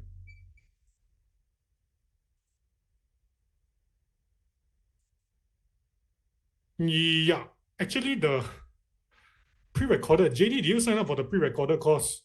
If your kid is doing well in the pre-recorded course, just stay there and study the notes carefully. All the smart parents and students can see that the common topics and scenarios are already in the notes and assignments. We don't just put random scenarios and examples in the notes on. We take it from all the common topics and scenarios. Yes, Joanne, you can do makeup classes. Just let the admin know. They will guide you how to go to the link. You just click a Zoom link only. It's as simple as that. And then let the teacher know that you're doing a makeup class. Okay, Joanne? If you miss the makeup class, you still got pre-recorded classes. Okay? What will the science classes cover for P6? I'm sorry, Mr. Andy is not here for you. Not here today. But all the P6 students, right, we are going to be covering all the open-ended questions and the low-hanging fruits for MCQs. So the kids, right, don't worry, our curriculum writers and the teachers and the science teachers, they know what are the common questions that students always get wrong for open-ended and MCQ. So they'll be touching on those for the last 4 lessons. Okay, science also the same thing. Salvage as many marks as possible. We are not doing topical revision anymore. We are doing general revision and just salvaging marks. Okay, Mabel, do sign up for the science classes. The science improvements even more crazy than the English improvements. Yes, Joanne, if you miss, right, just notify the admin so the admin can guide you, send you the instructions on how to find the links to do the makeup lessons. Yeah. But if you know how to do makeup lessons on your own, you can do on your own. Just make sure you let the teachers know and make up within the same week. Not the following week or next week, within the same week. Okay, that's it. All right, parents, like I said, last 8 fast section bonuses. I really enjoyed teaching you all tonight. I hope you all felt the same way as well. I found it very fulfilling when you all were typing Eureka and when you all started to understand that it's not about memorizing, it's about making the connections. And like I said, I'm excited to my teachers and I, we are very excited to hold the lessons this month because even though the P6 kids a bit last minute, you'll be surprised how many marks we can salvage. Okay, I guarantee you, you join and you get a fast section bonus. You look through the notes, the content is going to be very, very useful in pushing your marks upwards quite a little bit. Target is to salvage 10 to 15 marks for English, math, and science. For those who are in P3, P4, P5, P6, I'm very excited to have you join us because I want to make sure that when your kid takes the coming exam, he or she will already feel more confident. And within 3 months' time, your child is probably going to be topping the class in composition writing, I hope, and it's going to see some big improvements in English. So wait, I want to end the lesson and then I want to end the session and then some more questions come in. Shan, maybe you can let me know your child's marks. Because honestly speaking, if you can take up both, do take up both. The intensive course and the 4 lessons. So you take up the intensive class and then the 4 lessons English class. If paper 2 is a big problem. Okay? Do take that. Do consider that. Next one. How does the student see the teacher's video during the live class or all the students' videos? Asking because it's very distracting to see everything. So I think you can go on YouTube to find tutorials on how to manage your Zoom. Yeah, so I don't know what you're seeing, but by right, you should just see my face on the left side or the top, and then the rest of it, you see my shared screen, shares. So if you go YouTube, there will be some tutorials on how to make sure you don't look at the other students' faces. Yeah, my students don't get to look at other students' faces. Yeah. Jimmy, maybe you want to explain this for Miss Mabel. What's the difference between math and math booster? Okay, sure. The math class focus on paper 2, which are the problem sums, while the math booster class focus on paper 1, MCQs and short questions. So math booster is only available on P6, Mabel, right? Only for students in P6 they can join the math booster. If your child is P5, P4, P3, right, then just join the math class. Both paper 1 and paper 2 will be covered inside the math class. Okay, that's it. How does the teacher engage the students to be focused as this is a Zoom lesson? Oh, so just now the repetition method, that one is one of the strategies. Okay. After that, there's 2 other strategies. Storytelling, that's one. The storytelling will be connected to the lesson learned. Asking guiding questions and engagement, that's another one. There's a few other strategies also. And getting them to type answers in the chat box also. Do you offer all-in-one Eureka for Sec 3, Sec 4 English? Good question. The digital learning platform, we don't have it for Sec 3, Sec 4 English because the Sec 3, Sec 4 English is totally different. So we are trying to build another platform. So Sec 3, Sec 4 English, we don't have this digital platform, but you have the homework helper. So yes, we do have Sec 3 and Sec 4 English classes, and we're actually opening more Sec 3 and Sec 4 English classes. Okay, Cynthia, do check out the schedule. Yes, Zahin, the model combo book, we will send it to you. So it's very manual, the process. So please give our poor admin some time to send the model combo book for you. Okay, so give maybe about 2 days. Yeah, or Li Jing, you need 3 days. So I think quite a number of people signed up already. DK, Jimmy, another question for you. DK is asking PSLE intensive course. Regarding the 3 days PSLE intensive course, we'll be covering all the master 3 days, heuristics. Yeah, not 2 days, DK, it's a 3-day course. We'll be focusing on problem sums, right? We'll cover all the master heuristics and concepts to help your child to master problem sums, and we'll also be going through core mistakes and how to avoid them, and also be teaching your child good ways on how to prevent CAS mistake by checking the answers properly. Yeah, 3-day course. Possible to change class schedule after 1 month? Yeah, confirm can change. This kind of thing standard can change. DK is asking, will there be hands-on practice? For sure. English, math, science, there will be hands-on practice. Yes. Okay, that's it. You got the details in the chat box. Any more questions you can ask? But the first section bonuses left 8. I think as I'm speaking, maybe left 4 or 3 only. So you all know what to do. Okay, that's it. Thank you, parents. Have a good night. Thanks, Li Jing. Thanks, Jimmy. Thank you, everyone. As you can guess, based on our teaching style, our classes are very big. So don't be shocked. Okay, bye.